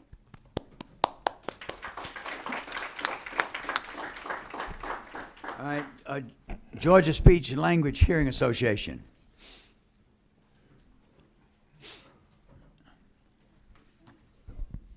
Bring this down. Those of you we're cutting a little short, I'm going to invite you back when the full committee is here. So just give me your. Don't worry. I don't want to just introduce us to you, but I'm gonna bring you back at another meeting soon. All right. Fantastic. Well, we want to first say thank you and good afternoon to Chairman Tippins and Chairman Coleman and the rest of the committee that are here today, and to all of our colleagues in the education community. I am Labrita Cash Vasquez, and I am proud to be the president of the Georgia Speech Language Hearing Association. We have approximately 300 seconds, so we're going to be respectful of the time, and we're going to get right to it. Who are we? We are your support professionals in the field. We can see kids from the Department of Education to the Department of Juvenile Justice. We engage with families and communities from early interventions, Babies Can't Wait. We make sure that no child in Georgia is left behind. We know that every student can succeed, and we want to be a part of the plan to reform and to shape how Georgia determines how every student will succeed, whether it's reading, writing, speaking, listening, thinking, behaving, and yes, readiness and marketability to be in Georgia's Work First. What we'd like to share with you today is that we are not here to complain. We want to ensure that you understand and appreciate our role in student success. We have administrative, clinical, as well as related support service functions. We can work as case managers independently, and we can also support learners in an inclusion classroom. We can develop the modifications and the accommodations necessary to ensure that all learners, no matter what their modality is, to communicate. I'm joined here today with my colleagues on our Executive Council. We have Susheta Kamath, our President-elect, and we have Jody Victor, our school's chair. We'd like to thank our leaders in Gasher for meeting with us today. You met with us this summer, Chairman Coleman. You met with us this summer, Chairman Tippins, and you gave us great advice, and that's why we're here. We understand better and we appreciate the importance of grassroots level advocacy. We've made it our mission to actually understand what our mission is and our role in helping our members understand what our vision is. Because of you, this fall, we had a nationally facilitated strategic planning session, one of the first of its kind for our state organization. You are our mentor leaders. You are helping us to understand how we can and what we can do to help our state move forward. With that, we'd like to share with you a brief video clip about what we do in schools. We've not connected it yet. After we connect it. So, yeah, sure. Oh, they want, okay. Sorry. And there you have it. And there you have it. So with communication, there's always the potential for problems. Luckily for you, you have a partner in ensuring that we move past the problems, get to solutions, and understand how we can all work together to achieve student success for Georgians. Thank you so very much for your time. I want to say to the social workers and to the language speech, all of you, I'm going, like I said, when the full committee is here, we're going to be meeting. I'm going to have you, because I'm embarrassed that we've gone over and had time, but don't worry, we'll get you back. We appreciate it, and we'll have things hooked up. All right, Georgia science teachers.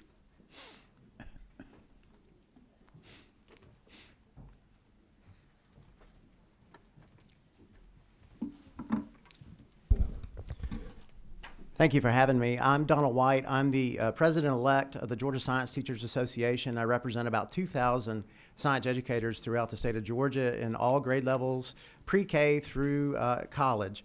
I'm excited to share with you a little information today about the new standards that we are on the road to implementing next year. We're going to talk about why the standards, why we needed to update them.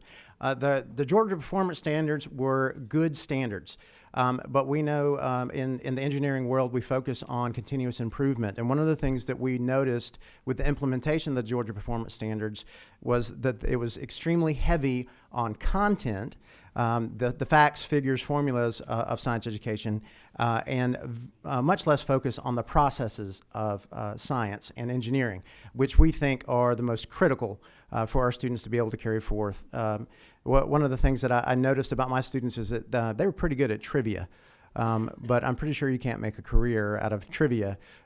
So that was one of the things we wanted to help make sure that we're getting across to our students. During the process, which started in 2015, we had 9,300 or so responses to our stakeholder survey, where the teachers gave us feedback on what they wanted to see for the new standards. We've worked through a process with all of the stakeholders, and you can see them there on the slide of how did we get there. We have business leaders, college professors, parents, teachers, administrators. Everyone was involved in the process of developing these standards. The new standards have taken the Georgia Performance Standards and combined them with the feedback from the stakeholders, the work of a framework for K-12 science education, and the University of System Georgia content experts, and we developed the Georgia Standards of Excellence. And through those Standards of Excellence, we've got more clarification. We have included what we're calling practices and cross-cutting concepts. We've increased the rigor. And one of the things that I'm most proud of is our foundation for STEM and our literacy integration. In my district, literacy is a major concern. One of the areas we're looking to improve, and our new standards support that movement. And I'm going to talk about that in just a second. The next slide that you see there, in the middle there, is a young man from Douglas County High School who passed away in 2014. He died of water toxicity. He had cramps at football practice at Douglas County High School. He drank 2 gallons of Gatorade and 2 gallons of water, and he developed brain swelling and passed away. Now, the reason I bring him up is because he is featured in one of our lessons that we're working on sharing with our students, our biology students specifically. We do this for 2 reasons. Number one, our students are not really interested in what adults are thinking. They're really interested in what other students are thinking. And so bringing a real high school student into the classroom who has passed away is going to be very engaging for our students. The other thing is that the phenomenon of water toxicity is a real phenomenon that will engage our students. And what we want to do with our students, instead of learning about something, we want them to figure things out. We want them to take what we're calling 3-dimensional science, which is the science and engineering processes, which we're talking about planning and carrying out investigations, developing and using models, those kind of things. Our science core ideas, which is our content, the who, what, when, where. And then our cross-cutting concepts, which are how scientists and engineers think. We want them to take all 3 of those dimensions and combine them together to make sense of phenomenon. So every lesson that we do in science with the new standards will start with a phenomenon. Whether it's a student with water toxicity, you may be familiar with the tanker car crush. You've seen that tanker train car that implodes on itself. Some kind of predator-prey scenario out in the environment. Those are the kind of things that we think are going to engage our students with these new standards, and that's one of the areas that we're choosing to focus on. As we're moving through this process, we are in the midst of professional learning, working with the DOE on with a group of science ambassadors, about 180 science teachers across the state. And what we need in order to make sure that we reach this vision is we need the ongoing high-quality professional learning. We need the opportunities to collaborate within and among schools and school districts, because that's the way the real world works. You don't work in a silo. You work across the world, and that's what we want our students to see. And we want to work on community partnerships and real-world examples, because what we want our students to understand when they leave the science classroom is that science is not just about science and the science textbooks and scientists in white lab coats. We want them to understand that science is a life skill, that when you argue with someone, your argument is much more powerful if you argue citing evidence. That is a life skill that we're looking to incorporate with our new standards. So I want to thank you for allowing me to come and speak to you a little bit about these standards, and I look forward to working with all of you as we implement them. We'd love to hear some feedback. If you have phenomenon that you would like us to talk about, we'd love to hear about that too. So thank you very much for having me, and I appreciate your time. Thank you so much. Now we have the Woodrow Wilson National Fellowship Foundation. Are they here? Yeah, okay. Thank you, Mr. Chairman. I'm Patrick Rickers, the Chief Strategy Officer for the Woodrow Wilson Foundation, and with me is Desmond Stubbs, who's our Georgia State Director. A CDC research chemist, a U.S. Naval... And they have the handout, don't they? They do, Yeah. yes.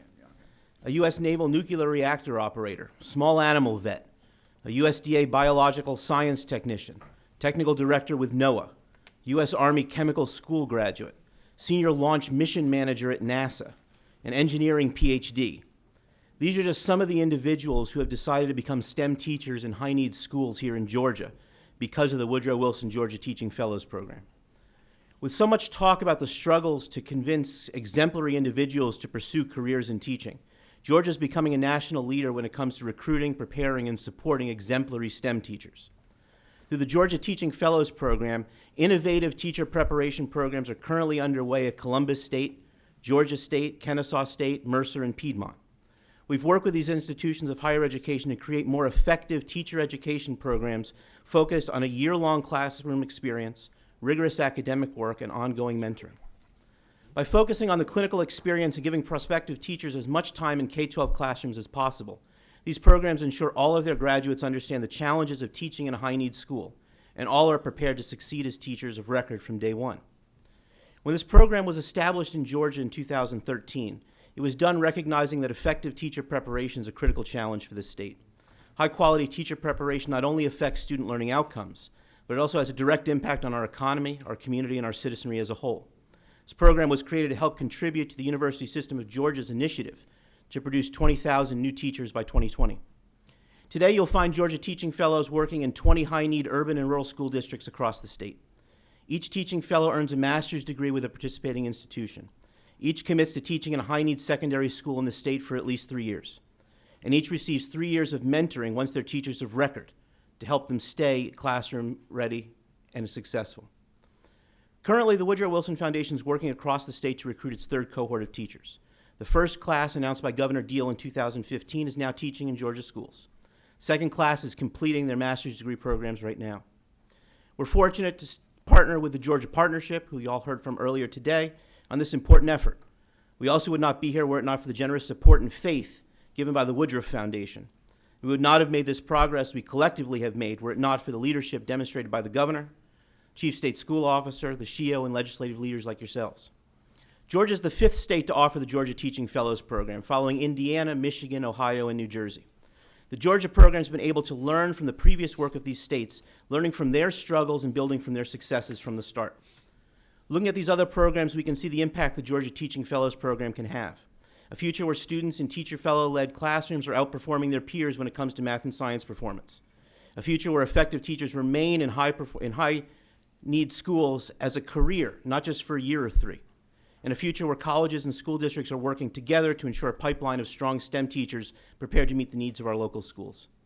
We know from our other states that when we've been doing this work longer, that roughly 80% of Woodrow Wilson teaching fellows remain in teaching after finishing their 3-year commitment, far surpassing national trends that show teacher attrition rates as high as 40 or 60% in the first 3 years. As impressive a number as that is, we expect to see even better here in Georgia.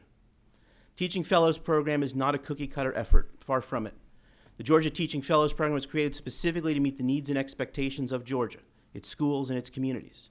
The program is Georgia, and the graduates reflect the very best that the state has to offer. Let me share a few facts from the Georgia Teaching Fellows Program for you. Last year, 41% of Georgia Teaching Fellows were from underrepresented minority groups. More than a third were men. They're a mix of recent college graduates, career changers, and former military. All bring real STEM content knowledge to Georgia classrooms, and all have committed to careers, not just stints, as Georgia teachers. When Governor Deal invited us to Georgia, our promise to the state was simple. We would work with our partner universities to help transform their STEM teacher preparation efforts. We'd work with local school districts to ensure that they're getting the STEM teachers that they need. We would help prepare 3 cohorts of teachers for Georgia schools. As we meet here today, the Woodrow Wilson Foundation's hard at work recruiting that 3rd cohort of Georgia Teaching Fellows.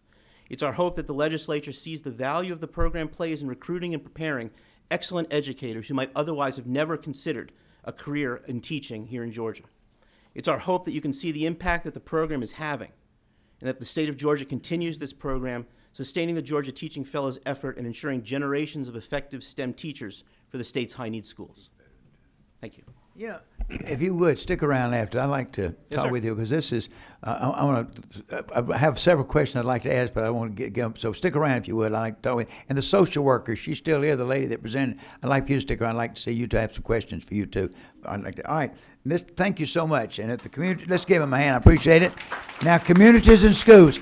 This is one of my favorite programs, and it always has been. I hate you, but I tell you, you always save one of the best for last. So this is a very favorite program of mine, and it's done. I've seen a lot of firsthand good work for it. So get you your 5 minutes now, and then you can come back Well, later. since I'm going to and have talk the to opportunity to come back. you better believe you are. All of you, all of you are going to have to come back. I'm going to bring you one of you back at a time. Great. Well, thank you again. Thank you so much, Senator Tippins, Representative Coleman, to members of the committee. I also just want to simply thank you for the investment that you have made over the years in communities and schools. We enter our 29th year in the state of Georgia, the Communities and Schools of Georgia, and I happen to have the distinct honor of serving as, it's Carol Lewis, serving as the president and CEO of Communities and Schools. And we're 40 years nationally, but we had our beginnings right here in Georgia. The focus of Communities and Schools is a dropout prevention organization. It is bringing the community into our schools to support our students, where especially those students who have the greatest need. Our highest priority are those Title I schools or the highest need schools. And we're also part of that support system. As I look at our social workers, I look at our reading programs, Communities and Schools will bring in those volunteers to help make those programs more successful. To be that stopgap with that social workers is not available. Our site coordinators who provide direct services are in our schools. They're housed in the schools. We believe truly in partnership. They're in our schools on a day-to-day basis. So if there's an issue that a child needs to be addressed, it's addressed right then. It is not addressed, it's not, put off or waylaid. We also believe in partnerships to support the whole child, and also understanding that every community is different and their issues are different. So we do the assessments in our community and looking at what resources are available, also what resources we need to try to be able to bring into our schools. And then we also look at what are the school-wide assessment. What are the things that are causing that school issues and problems? Whether it's bullying, it may be those social or emotional issues. It may be that they have a high absentee rate. It may be something as simple as getting alarm clocks donated for, particularly for high school students, or those who've ever had teenagers and trying to get them up and out early in the morning. But it may be something just that simple. Getting volunteers who connect with our students, because when our children are connected with adults and they're connected with positive adults in their lives, then you've also see that improvement as well. We believe in helping our students read. We've entered this year in a partnership with the Shriners in relaunching the Red Fez reading program, because you got to make reading fun if you want children and parents to be engaged. So that's an opportunity to get more of our students reading, understanding that children don't make the decision to drop out in high school. They start dropping out before they even get to school sometimes. So you have to meet children where they are. Dana presented the pipeline. It's almost like a sieve sometimes that when we're losing our children, when they're checking out mentally and just until they can drop out physically. And so what our site coordinators do is try to make sure we stay encouraged, we push, we get parents involved, because we know that if parents are not engaged, many times our children are not engaged. Absenteeism is a really big issue in our elementary schools. It's also an issue we can look at both in middle and high school. I would say middle school is Fool's Hill, where they think they're adults, but hormones kick in. But if they're failing, or they're experiencing that cycle of failure continuously, they won't make it to high school. We take what I call our diamonds in the rough, the children who are most at risk for school failure. That's the children sometimes who are in foster care, those children who have experienced high absentee rates. They've also experienced academic school failure, but also they may be a pregnant or parenting teen. They may also be children who are having issues at home, because that's what we find many times. And as people talk about our kids, I think about one student when I was a local executive director. When Frederick came to us, referred to us, he was referred to us to help him get glasses. This is a child we found out was having to sleep with had no water, no lights, and we found out all of these things. It was, how do you bring in the services that he needed, because he was going under the radar. These are so many of our children that until it becomes a crisis issue, that no one ever sees, because there's not a relationship where they share that with a teacher, or they share it with a social worker, or they share that information with a counselor. That's what our site coordinators have been able to do, is to be able to be right now, right there when children need us the most. We serve 124,000 students across the state of Georgia. We are also in 37 counties. 37 counties and 214 schools in the state of Georgia. You actually ordered an opportunity for us to be audited, and from that audit, it said the investment from the state, that every dollar the state invests in communities and schools, we return an economic return of $18. I know that most of us would love for any of our accounts to be able to have that kind of return on investment, but that's what Communities and Schools does.